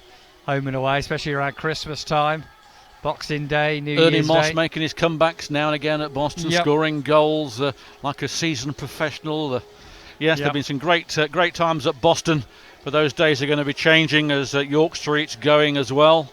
So that'll be interesting as the fans now move into the Tin Hat that looks quite packed, actually. We haven't got the attendance yet. We'll give you that as soon as we do. We'll just give you the Kettering Town lineup. Is same as the first half, no substitutions. It is White, Storer, Scars, Graham, Cartwright, Richards, Meikle, Kennedy, NT, Hodge and Kelly. And it is going to be Chester to kick off, kicking from left to right. Kettering kicking towards the Tin Hat and their favoured end where they kick towards the home fans who are all encamped in the Tin Hat there. It looks quite good full. There's a good crowd in here, as I say. I'm not sure of the attendance yet, but we'll give you that, as I say, when we get it. Referee has just signalled all around. Gary's got his sundial on, so we get the correct time. Ed's on the old computer down here. We're about ready to go. It's Gary Roberts over the ball for the visitors, and we're underway in the second half. 0-0 here so far at Latimer Park as Waring gets straight. He's changed his boots from yellow to orange in this half. Sure, there's something superstitious about that, but it's a early throw-in to Chester, known as the Blues. It's our first ever fixture against Chester FC. We have played Chester City before. If I remember correctly, Darren Collins scored a hat-trick in a 4-0 win at Rockingham Road, the first time we ever played them. But it's going to be a long throw-in to be taken by Joel Taylor on this right-hand side. It comes into the penalty area, headed out and on to Kelly. It's back in the penalty area. Richards clears it under pressure to NT. NT traps it. He sets away Hodge. Now Hodge has got some pace here. He's got nobody with him though. He's got the number 4 Roberts. In comes Hodge. He turns him. Stora's there. He gets the ball over, and it goes for a corner. Goalkeeper thought that he'd stopped it, but the linesman flag goes up, and the goalkeeper, Russ Griffiths, not happy with that decision, as one or two of the Chester players are having a little word with the referee, Mr. Sam Mulhall. And I've just been signalled VAR. I've just been signalled. Well, we have that behind the goal. There's about 150 of them, isn't there? That will do. They said corner, and it is a corner. Let's hope we get a decent delivery from Kelly. It's one thing Brighton was doing in that first game against Telford, getting some good deliveries. In it comes, in swinger, and headed out easy by Taylor. There's Hodge. He goes down. Richards gets it, pushes though in the back, and that is a foul on Craig Mahone, and it will be a free kick to Chester. A bit disappointing after that start. Yeah, Marcus Kelly has quality, but he couldn't beat the first man. From a phrase we've used quite a bit in recent seasons at Kettering, isn't it? Can't beat the first man. And that is a shame, but there we go. Russ Griffiths then about 6 feet out of his penalty area, delivers the ball high. Richards, it's Connor Kennedy wins that, only NT up front. He's being challenged. NT has an arm round him there, but he does well. And a little tickle on him, but he still has the ball, feet out wide, but it's a poor ball from NT, unfortunately. And Scars mops up, gets the ball through, and it is Simon Grand, a high ball to Taylor. He's trying to find Mahan, but it is Meikle. And it's a throw in to Kettering. Good work by Meikle down that byline. Kettering fans beginning to voice up. Get behind Nicky Eden's side, give them the encouragement they need. As the Kettering fans, players have said, it makes all the difference. It's a throw in then. It's going to be Connor Kennedy with a long throw in. He's getting ready. Limbering up on the far side by the floodlight. In he comes now. The long throw in. It goes into the penalty area. He's headed easily out though. And it is back with Gary Storer. He plays it back to Cartwright. Cartwright takes his time. Left-footed, puts it in. But it's a poor ball by Cartwright. It's hooked back by Stopforth. And Cartwright heads the ball back to Paul White. Safely as Waring was closing him down. 0-0 here at Latimer Park in this Vanarama National League North, Kettering's second home game of the season. White gets the ball into the Chester half. It's headed out though by Livesey. Only finds Store on the halfway line. He comes inside, does well under pressure, puts the ball through to Enty. Heavy touch though from Enty.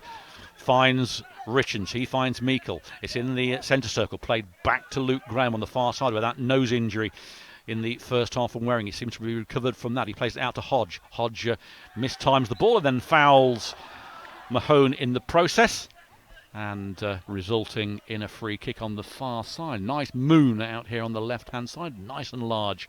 And Ed's just showing me the moon in the sky. I think that's what it was.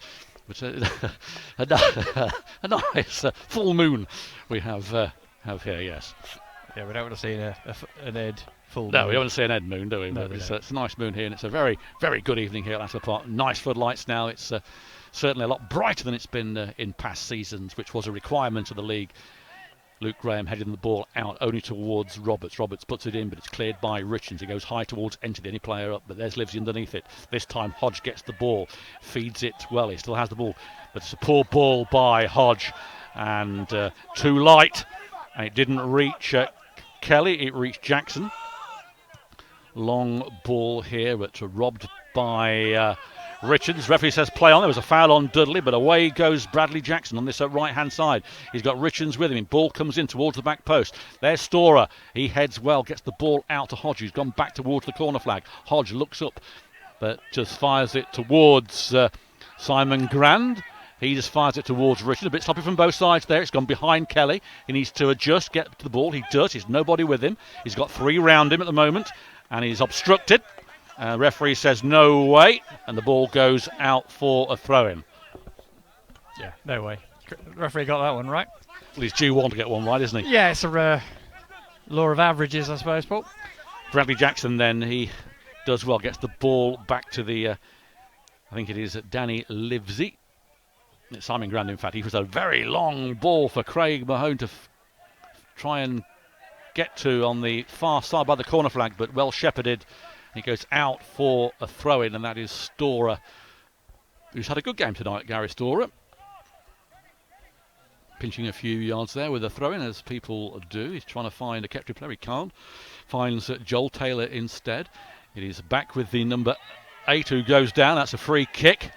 Chester players not happy with the push in the back there, wanting retribution with a yellow card. Well, they're not going to get one, but they get a free kick. It's over by the Burger Bar. Not by the Burger Bar, but it's in front of the Burger Bar, but it's over that side of the ground if you've been to Latimer Park.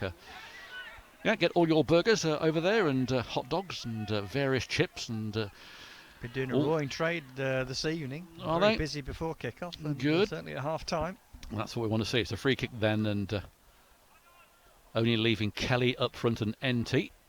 Everybody else back in the penalty area. It's on the far side. Referee's just blown the whistle. In it comes. Out swinger, headed over. And Paul White has to tip that one over. That was looping in. White doing very well. Couldn't really allow it to drop down into the net, and just got a fingertip to it, and it goes over for a corner. White once again showing what a good season so far he's having. Man of the match on the first 3 games of the season. Be interesting to see who is picked this evening. White must be a contender again, though. Comfortable one that for Paul White, but yeah, needed tipping over the bar from Livesey. It was with the looping header, but Chester can come again with their next attempt at the corner. Corner comes in. Taylor gets the ball over. It's headed in. There's a bit of confusion there. Chester player goes down, screamer penalty, but it's out by Connor Kennedy. There's only Meikle up front. Ball's bounced over Meikle, and the ball is played back by Jackson to the goalkeeper Griffiths. He swipes the ball back into the Kettering half, headed on, but only towards Storer. But he's robbed by Waring. Waring, who's wearing different colour boots in the second half from those yellow ones. He's now wearing orange. It's come inside to Mahone.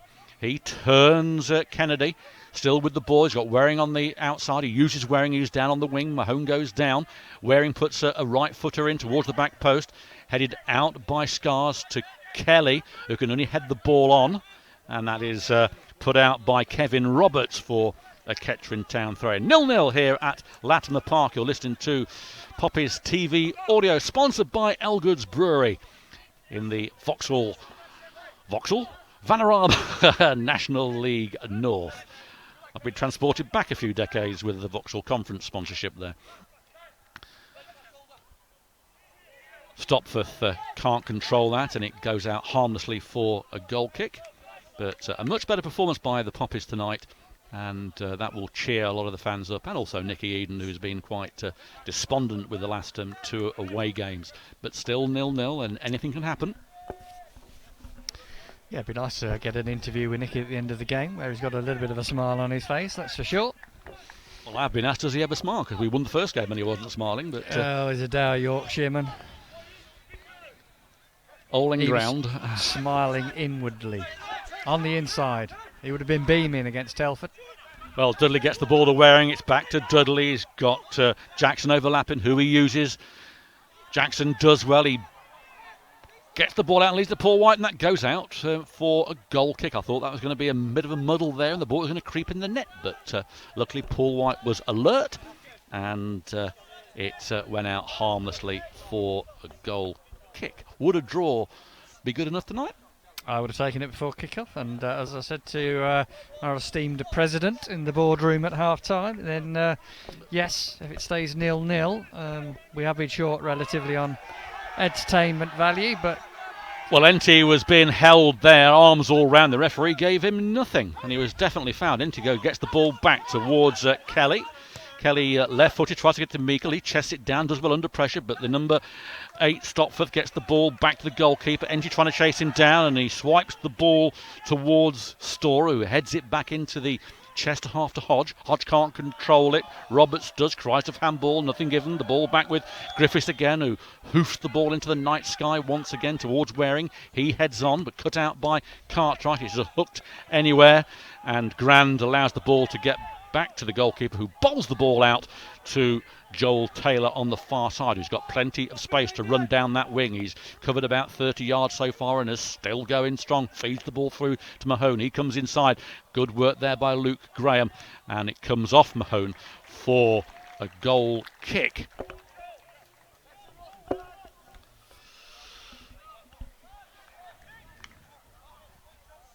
Well, we are how many minutes into the second half? We are 11 minutes just gone, and it is still 0-0. Kettering competing well in this game. And Paul White's got the ball in the 6-yard box. He's delivered it towards NT. NT flicks it on, but there's nobody there. And that is going to go back to the goalkeeper Griffiths. So from one goalkeeper to another via NT. No substitutions yet from either side. None warming up. So it's as you were. Good ball there from Griffiths, trying to find Waring, headed out by Cartwright. Headed on by Grand, it's a back header and Livesey has to react quickly to it. Ball back with Griffiths, this time he again rifles the ball towards Waring. Under pressure from Cartwright. Waring wins this one though. Goes out wide, Kelly gets there first. Puts the ball down the wing, there's nobody there. Roberts allows Livesey to put the ball through. A head on by Cartwright. Waring's underneath it. He's about 9'2" is Waring, but Richens then puts the ball into orbit. Apollo 11, I think that one is, but NT underneath it. It comes off the shoulder of a Chester player, and that is a Kettering player. I think the shoulder was off Kevin Roberts, who tried to say it was their throw-in. Scars gets the ball to Meikle. Meikle squares it on the far side to Storer, still in Kettering's half. He takes a touch, plays the ball towards Hodge on the wing on the far side. He hooks the ball towards Storer. Storer following on, chests it down. He's got Hodge with him. Decides to play the ball to Hodge. It's too heavy though, and I think that Grand will hoof the ball out. He does towards Waring. Waring's pushed in the back, goes down like a paper kite, and the referee just gives a throw in though. Much to the disgust of Waring, who looks at the referee with his hands aghast. Yeah, he's done that a few times. Shall we say he's changed his boots and struggling in the new studs to stay up? Should we give him the benefit of the doubt? Probably not. He was doing it first half as well, to be honest. Throw in taken then by Chester. It's in the middle of the park to Simon Grand. He plays it out wide to Roberts. Roberts being chased down by Kelly. It's a long ball for Jackson. Scars is behind it. It comes off Scars, and Jackson allows that to go for a Chester throw in right by the corner flag on the right-hand side here. This might be a long throw-in, and it's going to be Joel Taylor who's coming over to take this. Taylor trotting over as the Kettering fans start baiting the Chester fans, who respond with a few fists and a few gesticulations in the Brian Martin Pallets stand behind the goal there. It's going to be a long throwing, as I say, by Joel Taylor. Taylor marches up to it, on the line, throws the ball in, it gets towards the penalty area, it's headed on and out by Connor Kennedy. There's only NT up front. Jackson underneath it along with Mahone. NT does well though, he wins the ball. Hodge goes in front of him, but has to play the ball back. The ball is back to Storer. Storer to Luke Graham. Luke Graham plays it out wide to Scars flicks it through. Poor ball though, and just hooked anywhere by Chester, and that should go out for a throw-in as Ed Palmer is devouring some food. Not quite sure what he's got. It's a burger, I think. Talking of burgers, I won at Darlington. Excellent it was, as a free kick to Kettering awarded. Very good burger at Darlington. £2.50 as well, which is cheap up north. I noticed Ed likes a few chips with his sauce as well. He does. So free kick taken by Scars, played out wide to Kelly. Kelly might run at the defender. He does. And he's pushed off it. Still has the ball though, Kennedy. Kelly loses it now. Then it comes off Kelly. And that will be a throw-in to Chester. No look so far for the Poppies going forward. News is that we've signed Alex Nimley, who will be available on Saturday against Gateshead. So that's good news. He's a forward who was quite impressive in pre-season. Throw-in taken, headed on by Waring. Back to Richens. It's back to Roberts. He plays a hook shot towards Mahone. Kennedy wins this for Kettering, plays it out to square to Story, who's in the centre of the park. He plays a long ball for Hodge and Enty. Enty flicks on, but Grand hooks the ball away, and the referee has invented something for a free kick taken from the wrong place, and Chester get the ball back again. It's a long ball. Paul White comes out easily, takes that. Strange decision from the referee, Gary. What's all that about? I don't know, Paul. Like I say, I think he invented something there. He probably found a bit left out, actually, because he hadn't blown up for a few minutes. And yeah, certainly likes to be I'm in charge, doesn't it? yeah, centre of attention. Centre of attention, the referee. And Chester look like they're going to make a double substitution as Richards gets the ball in. It goes towards Taylor, though. Still off. Enty has the ball off Taylor. There's nobody to give him a hand at the moment. Enty down by the bar line comes in. There's Richards. Richards comes in, and that's headed out there by Danny Livesey. But no, the referee says that Meikle got a head to it. There's a good chance for Kettering. That goes out for a goal kick. And as I say, it's going to be Chester making two substitutions, a double substitution. Coming on is number 17.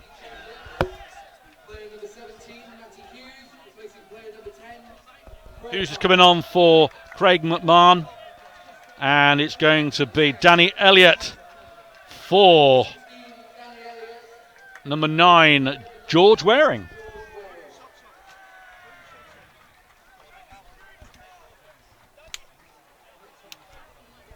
Well, George Waring scored the second goal for Chester in their 2-1 win against Farsley. He was about 9 foot. So that's one pressure out the way, but a double substitution. Let's see what they can do to influence the game. Kettering at the moment haven't used anybody as Russ Griffiths gets us back underway. 0-0 here at Latimer Park. Kelly underneath it. Heads it out of play. Throw in on the halfway line. It's Roberts with it. It's hooked back. Richards wins it, but it goes straight out to the halfway line again.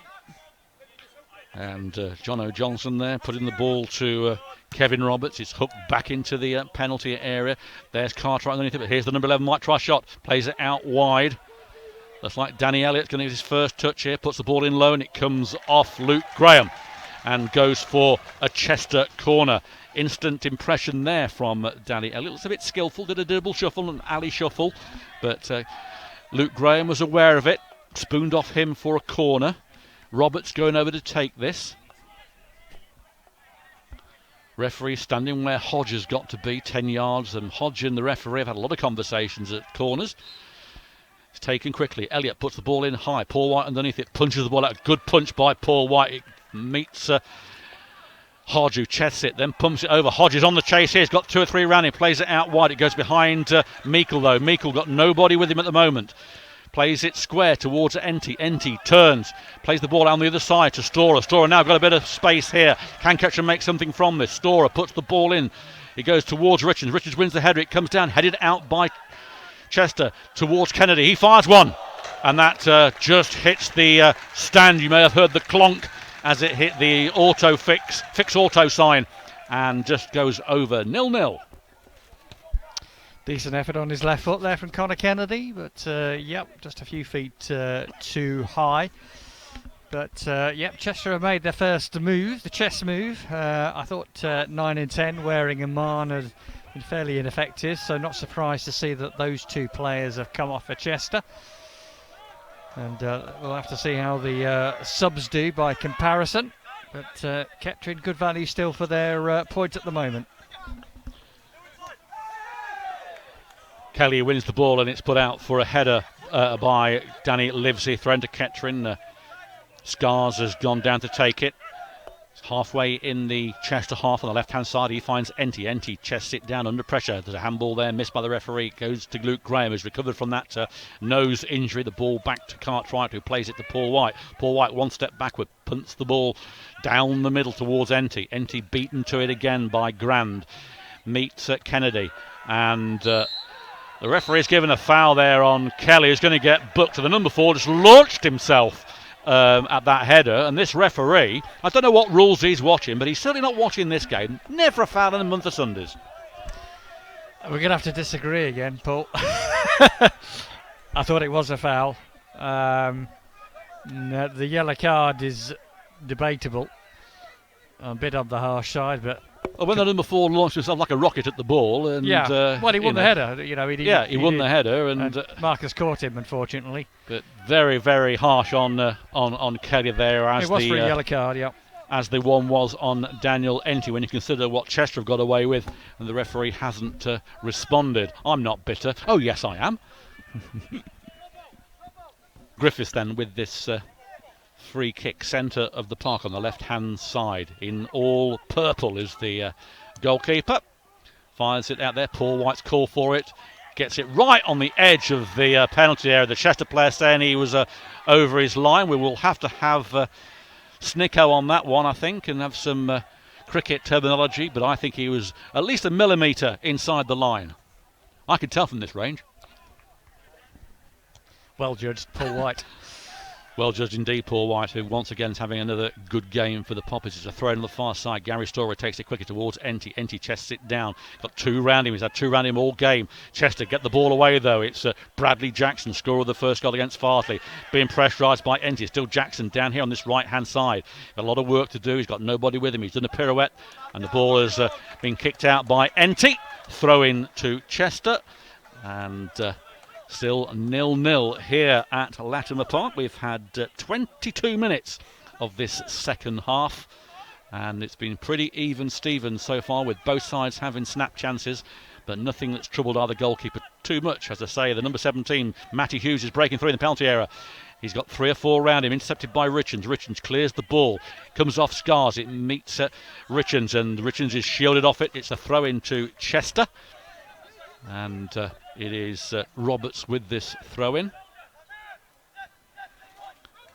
Roberts again gets the ball back from the throw-in. He gets it back to Jackson. Jackson on the byline, cleared by Scars to Meikle. Meikle squares it to Kennedy. Kennedy got 2 round him. Needs to play the ball to Richards. Richards does a little double shuffle there.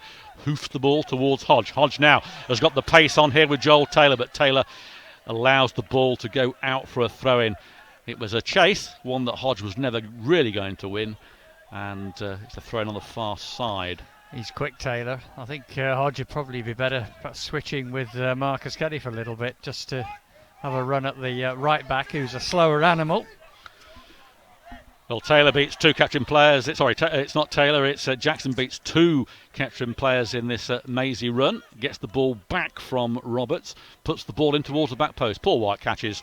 No problem there. Very solid, safe hands, Paul White.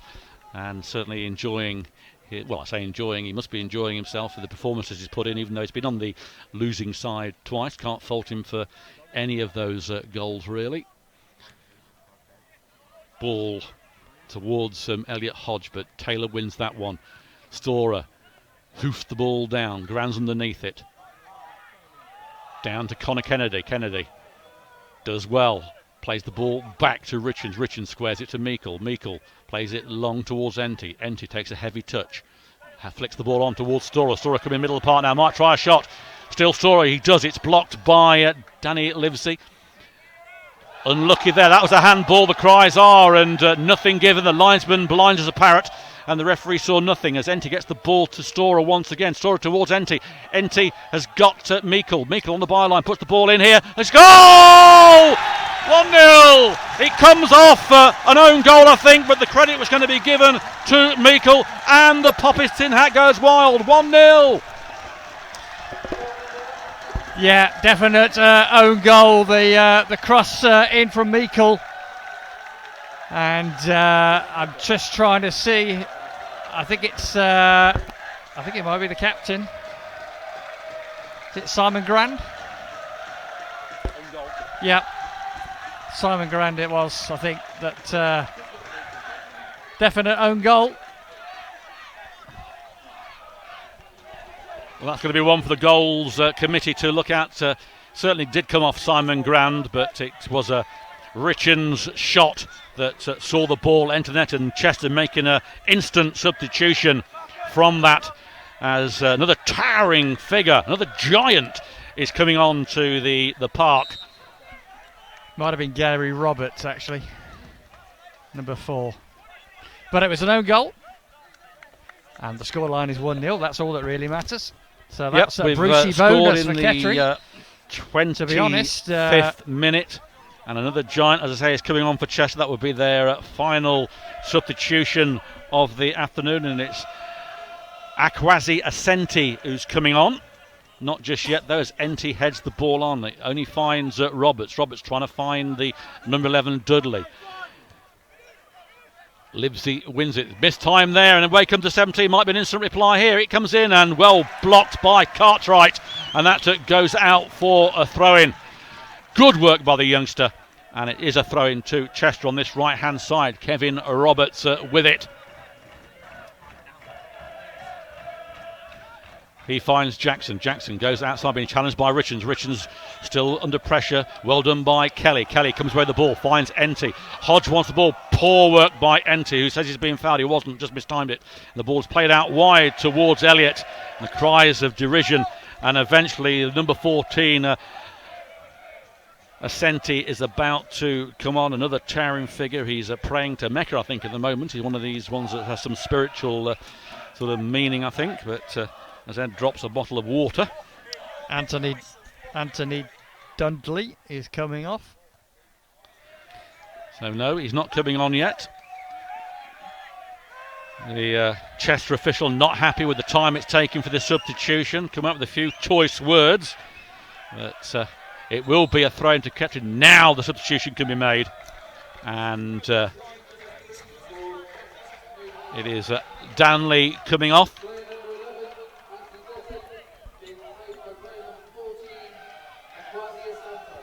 So Asante replaces Dudley. And another giant comes on as the Kettering subs of Milnes begins to warm. So does Brighton. Carter's out there, and so is O'Connor and Solken. I can't see Carter actually. He might not be out there. Carter's just come back from warming up. He's sat back on the bench did miss that. with Ben Milnes. So they've all been out at some point for a run around, but no action yet. Meikle with the ball then fired up after that goal. Plays it out towards Enty. Enty plays it. Still Enty with it, turns, does well here, does a very good turn there indeed. He's got no one with him though. Plays it back here to Storer. Storer puts one in towards the back post.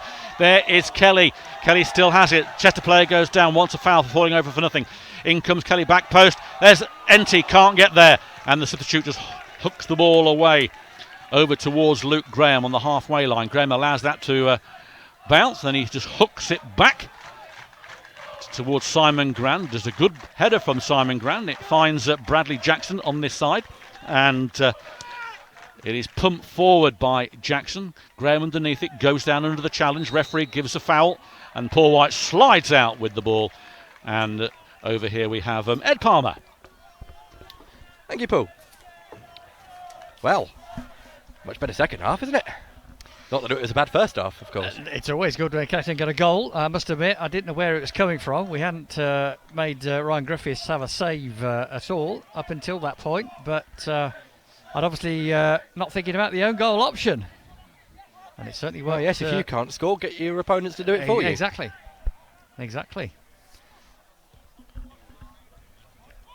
So Chester with the ball then, just over the halfway line. Lofted forward. Oh, bit of miscommunication, but it gets back to Paul White.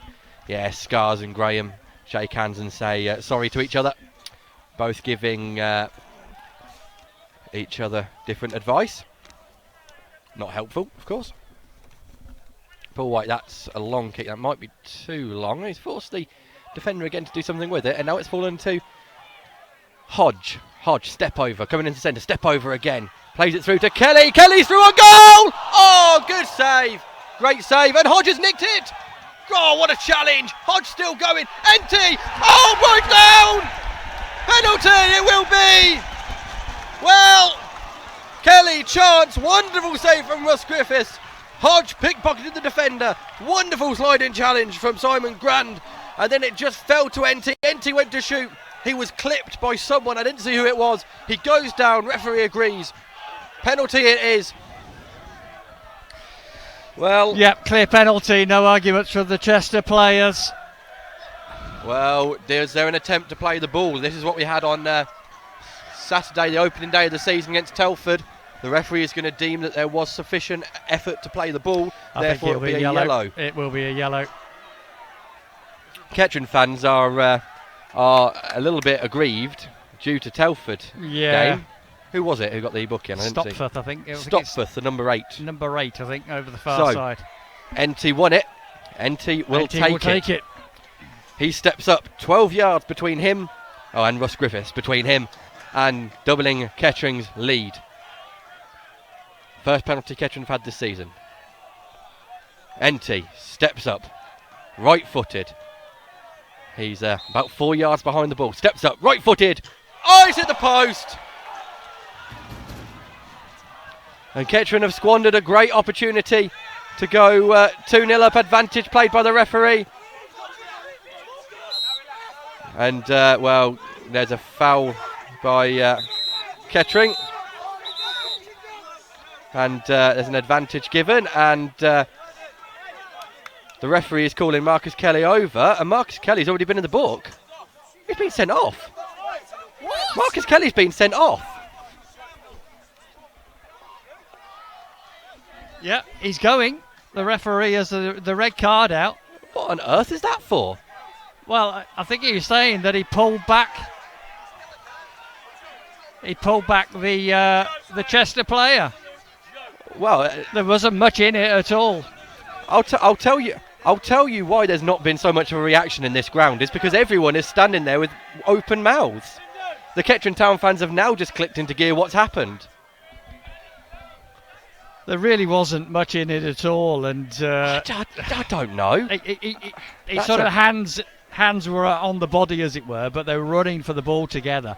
I mean, that is harsh. You can look at it tonight. No, not tonight actually, but you look at it it's at least until midday tomorrow, so probably tomorrow evening it will be. And make your own mind up whether you think that's a second yellow. We certainly don't. But it's amazing. That's within a matter of probably a minute how games can turn. Free kick goes in. Paul White comes, drops the ball, lobbed. Oh, there's take your pick of Kettering players to clear that off the line. NT has the ball now. Clears, switches it towards Hodge. That's a great ball, by the way. Hodge won't get there because the number 3 stepped across and done really well. But what a way to take pressure off you there from Dan NT. Fantastic ball. High ball. Graham underneath it. Can't find Richins. Just to have it on the left-hand side with Danny Elliott. Elliott still going forward. He's got Storer for company. That's gone out of play. Goal kick for Kettering. Ran the ball out of play there. The 16 Danny Elliott. But, well. There were... What a minute. What a minute a game that was. Yeah. 971 the attendance. Not bad for a Tuesday night, is it?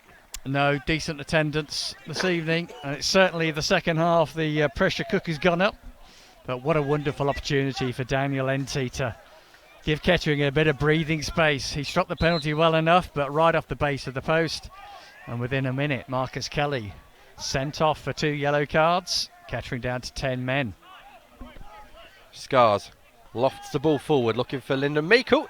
Well, that's a poor header from the Chester centre half. Has allowed Kettering to take pressure off themselves and have got a throw in inside the Chester half. Nicky Eden may be looking to make a change now to shore up. Nothing in the offing at the moment. Few players still warming up. Brett Solkin having his name sung and responding with applause towards the Kettering fans. Scars lofts it into the channel and Lyndon Meikle may get there, forces the number 2 to head well, and then out of play and out of the ground for a throw in for Kettering.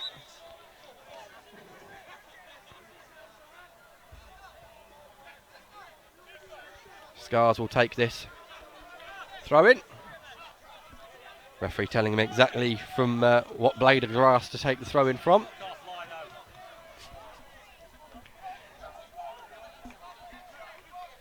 So, Scars, throw in taken to Meikle. Well, at least it clears up the debate between who's Meikle and who's Marcus Kelly on the pitch. NT. Richins, great ball to Meikle. He's forced the number 2 to put it out for a corner. And you have to love football fans, don't you? The chant of no shots, 1 goal goes up behind the goal. No shots, 1 goal. Well, shots, 1 goal. What a chant that is. But unfortunately, we did have 2 shots. The second one at the post. Yes, that is the issue. Hate Go to on. criticise the Kettering fans, but there we go. I mean, if we're being pedantic about it, Yeah, I mean, we it's a are. funny chant, but not entirely accurate. Yeah. So, Elliot Hodge with this free kick, corner, right-footed, swinging inwards. In it goes, low, and cleared. Beat the first man, but the second man was there, and he's put himself in trouble with the Chester player. That's a foul against Michael Richins, who I'm sure hasn't actually made it in the book yet. No. But Interesting for him.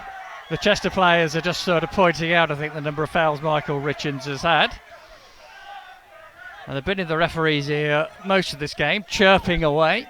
They've been very vocal, haven't they, actually? Chester, Even has though to be I said. think they've had the benefit of the doubt on most of the decisions. Oh, yeah, there will be some backlash, I'm sure, about that red card. Richards just needs to be careful. He's just in that little mood where he's just a little bit miffed about certain things. Ball back on the halfway line for Chester now with the number 4. That's Roberts. Roberts, big switch. Stora's going to be underneath it. Stora wins it, puts the ball up into the air. And out it goes for a Chester throw-in right in front of the Burger Bar. 14, good work from Kennedy. Muscled him off the ball, and NT's got nothing going forward. Little bit of afters between the two, has to be said. Kennedy's left it. The Chester player still unhappy. Oh, what a ball that is from Lyndon Meikle. In rugby terms, that is the perfect ball, isn't it? He's put it all the way down 40-20 or whatever they call it in rugby league. Oh, and yardage. the substitute's going to get a yellow card. I think he disagreed too vociferously with the referee. Good word. It's Kwasi Asante. Yep. He's going in the book. Talking himself into a book in there. But yeah, in terms of rugby, that's fantastic from Lyndon Meikle. It's right down by the corner flag, but it was a throw-in rather than a goal kick. Yeah, it's a sort of a scrum on your own 5-yard line in rugby union terms. Kettering will be looking to pin them in. Line out.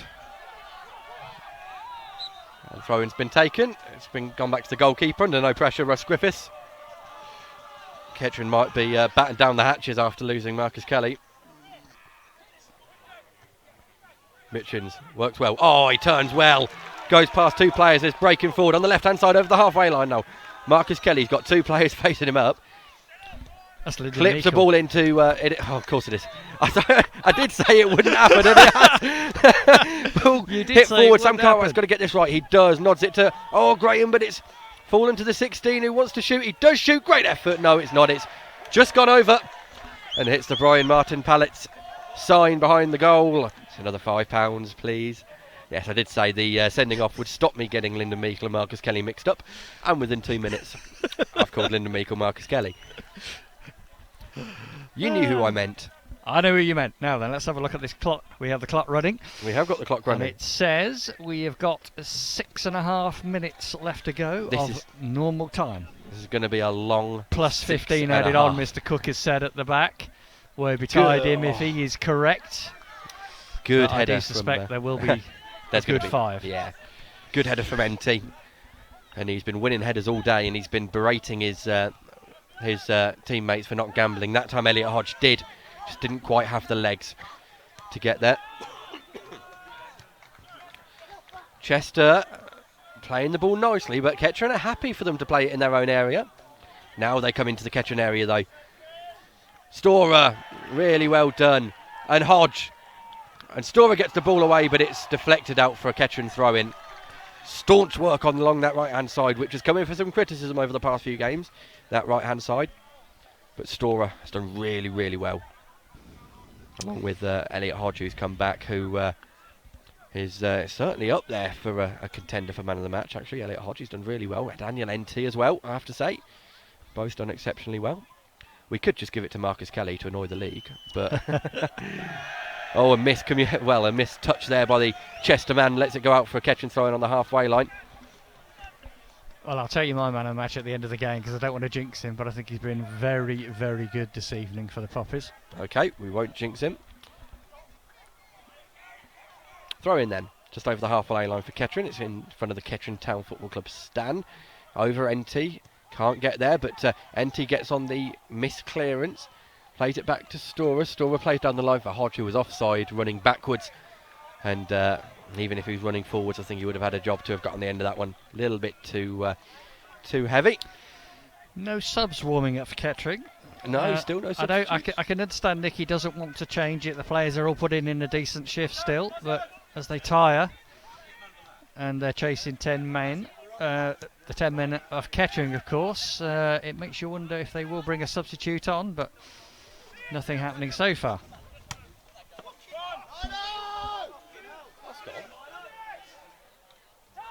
Oh, and there's a mistake. There's a handball, is it? Yeah, it is, yep. Well, Kettering got away with one there because everyone here thought that clearance forward had gone out of play and then come back in. Linesman said no. And then a really poor clearance, I think it was from Joe Scars, yeah. Allowed it to go straight back to the 17, Matty Hughes. But thankfully for Kettering, as he tried to take control of the ball, it struck a hand.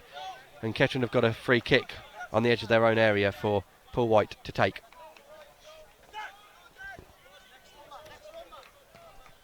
Four minutes, well 3.5 technically to go, and then whatever's added on by the referee. Richards brings it down, clips it out to Meikle. Meikle wasn't expecting it. Oh, he's given the ball straight away. He probably would have been better taking the throw in there. Good work from Lyndon Meikle. Heavy challenge. Oh, that's a heavy touch from NT. Richards can't get there, but there's no one in Chester colours to get on the end of the flick on. Hustling from Richards, and Elliot Hodges got the ball, and he's fouled as well. Richards has gone down in a heap. He was clipped off the ball, and then Hodge has gone down on the ball that time. Yeah, it was 17 who left his foot in on Michael Richards. So woe betide number 17 when Michael Richards gets to his feet again. And I think it was it the number 4? There's not going to be a booking, and I'm sorry, but if you're booking Marcus Kelly for a second bookable offence, yeah, I quite agree. I quite agree. You've got to be booking the player for that. It was the number 4. Yeah, it was late. Gary He's Roberts clipped the man off the ball. Yep. I don't know how you can book and send off a player for something that is worse than a player that you're not booking. Yep. Inconsistency from the referee. Views are our own and not that of Kettering Town Football Club or the Vanarama Northern League, etc., etc. Yep. The small print, the legal print at the bottom. Oh, yeah. 5.9 APR. Please get the bill player's permission. All that kind of stuff. Scars. Your home is at risk. If you do not keep up Clipped the on by Kennedy. And Gary punts the ball down into the Weetabix factory, actually, right over the fence. And ball being passed back onto the pitch by Nicky Eden. Will slowly come back on the pitch, the ball will. Yeah, it's a poor kick over by Bradley Jackson. He's punched it back to his goalkeeper rather than to the just under 2 minutes throw-in taker, and Chester are so wasting their own 7 time. minutes, I would think. 5 added on, yet the linesman's just confirmed that to Nicky Eden. No surprise there. Either that or he was waiting for a high five and got left hanging. Headed away. Storer's just going to hustle. He's going to foul him. Yep. No, that was a foul. Kettering fans unhappy with that one, I think, just because of the referee's performance so far this game, but that was a free kick. Harry Storer was all up in the players' grill, as they say on the streets, I've been told. Goalkeeper takes the free kick, Russ Griffiths. Headed away by Kennedy. NT, good in the air. Can't win that one, but Kennedy might get the rebound. No, he doesn't. Lofted forward. Cartwright heads away. Brought down, could be a long shot. Clipped forward. Cartwright heads away again. Kennedy can't get there. Up into the air. Graham heads up. Richards brings down. Is fouled. And Richards goes down in a heap. And there is, Kettering fans baying for blood. Number 6 will be in the book. Simon Grant. It was no worse than some of the other fouls we've seen that have not got a yellow card, but I think the referee bows to the inevitable, really. And the card is indeed coming out. Yeah, so the number 6, Simon Grant. Sam Cartwright gets man of the match. Done well, Sam Cartwright. He has done well. Personally, I would have given it to his defensive partnership tag team of Luke Graham. Plugs, as his nickname is now. Yeah, that's his new nickname, Plugs. He's done really well, actually, Luke Graham. To be honest, he's organised it. Very few plays. Organised the whole back four, and I think Luke Graham's had a lot to do with that. Very few players have actually not earned themselves a man of the match today, have they? Yeah, they've all put in a decent shift today. There's no doubt about that. I think special commendation goes to Elliot Hodge and Dan NT. Joe Scars has been sensational in his more natural role of left back, it has to be said. He's been absolutely incredible today. Nothing has been coming down Chester's right hand side, Kettering's left hand side.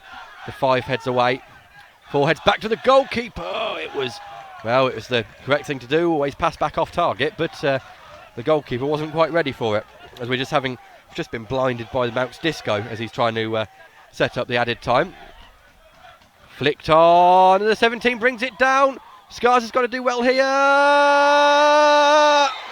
Penalty, it's been given.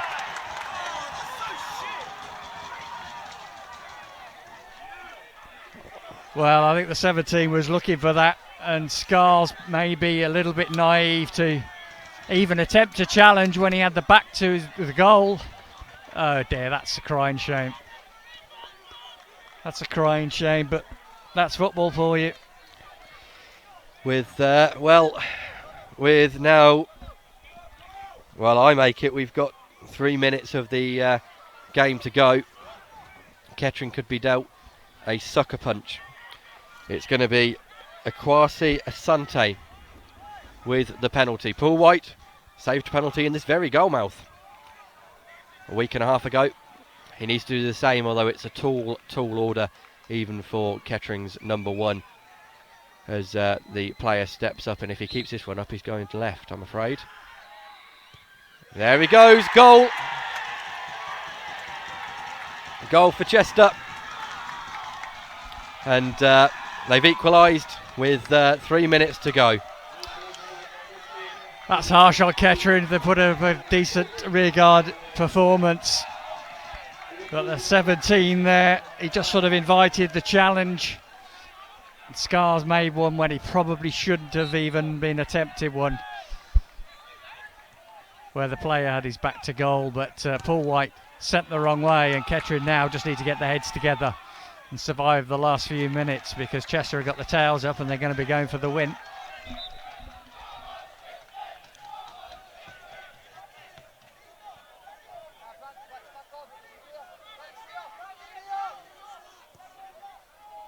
Throwing for Kettering then in front of the burger bar. Gary Storer throws long, headed back, and of course Chester have got the extra man as well, and it's showing as it goes out onto that left hand side where Marcus Kelly was. Jackson coming central, now he's out on the left hand side again, massively exposed. Ball goes in, bounded off Scars, flicked on, back out on this left hand side again with Roberts from right back. Ball goes in, chance, miss hit, complete miss hit, and Conor Kennedy brings the ball away. That is a heavy challenge by the number 16, Danny Elliott. No yellow card though. It's not even going in the book. No, it's just so inconsistent atrocious from this referee this evening. If you're sending players Very off poor referee for what you've sent them off for, and that's not even worth a booking. Yep. It's absolutely atrocious refereeing. Yeah, he certainly gets the award so far this season of the worst referee. It's been a heavy award so far, hasn't it? It's been well sought after in the games we've played. It's an elite group that he's at the head of at the moment.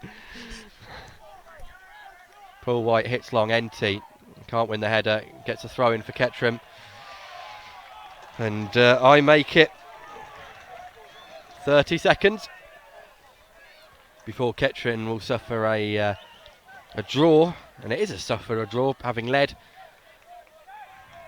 but Kettering will certainly ask questions of the officials, no doubt about it. Throw-in taken to NT. NT is being manhandled, referee says no. Cut out by Kennedy. Kennedy on the edge of the box, he's tried to be too clever, hasn't he? Oh, and Kennedy's worked well! Kennedy's still going! Oh, it's cleared away, throw in. Kettering have got maybe just one last push in them. Kennedy takes it quickly to NT. NT's right in the corner now. Goal kick. It's come off NT, and that will be game. You think that'll be it once the ball comes back in play again?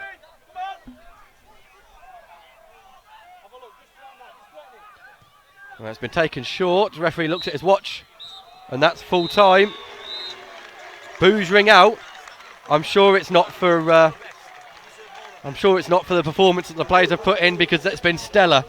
It's for the three people in black that have made some big decisions this game, and a lot of the big decisions that have been made have been contested by one side or the other. It has finished 1-1. Kettering pick up a valuable point against an unbeaten side who do stay unbeaten. But after taking the lead through an own goal, Linda Meikle, good work, powered it into the area, and it took a deflection off a Chester defender and went through the keeper. And then Marcus Kelly sent off for a second bookable offence, which was, well, you'll see it on the highlights, bizarre. No one could quite understand why the red card was brandished. And then with just minutes to go, Scars adjudged to have fouled the Chester man. A referee pointed to the spot. Kettering had missed a penalty, of course, as their NT hit the post. That came back to be crucial, but the referee pointed to the spot again, this time for Chester, and it was well taken by the number 14, Akwati Asante. But that it has finished. Our next game, Nicky Eden is remonstrating with the officials.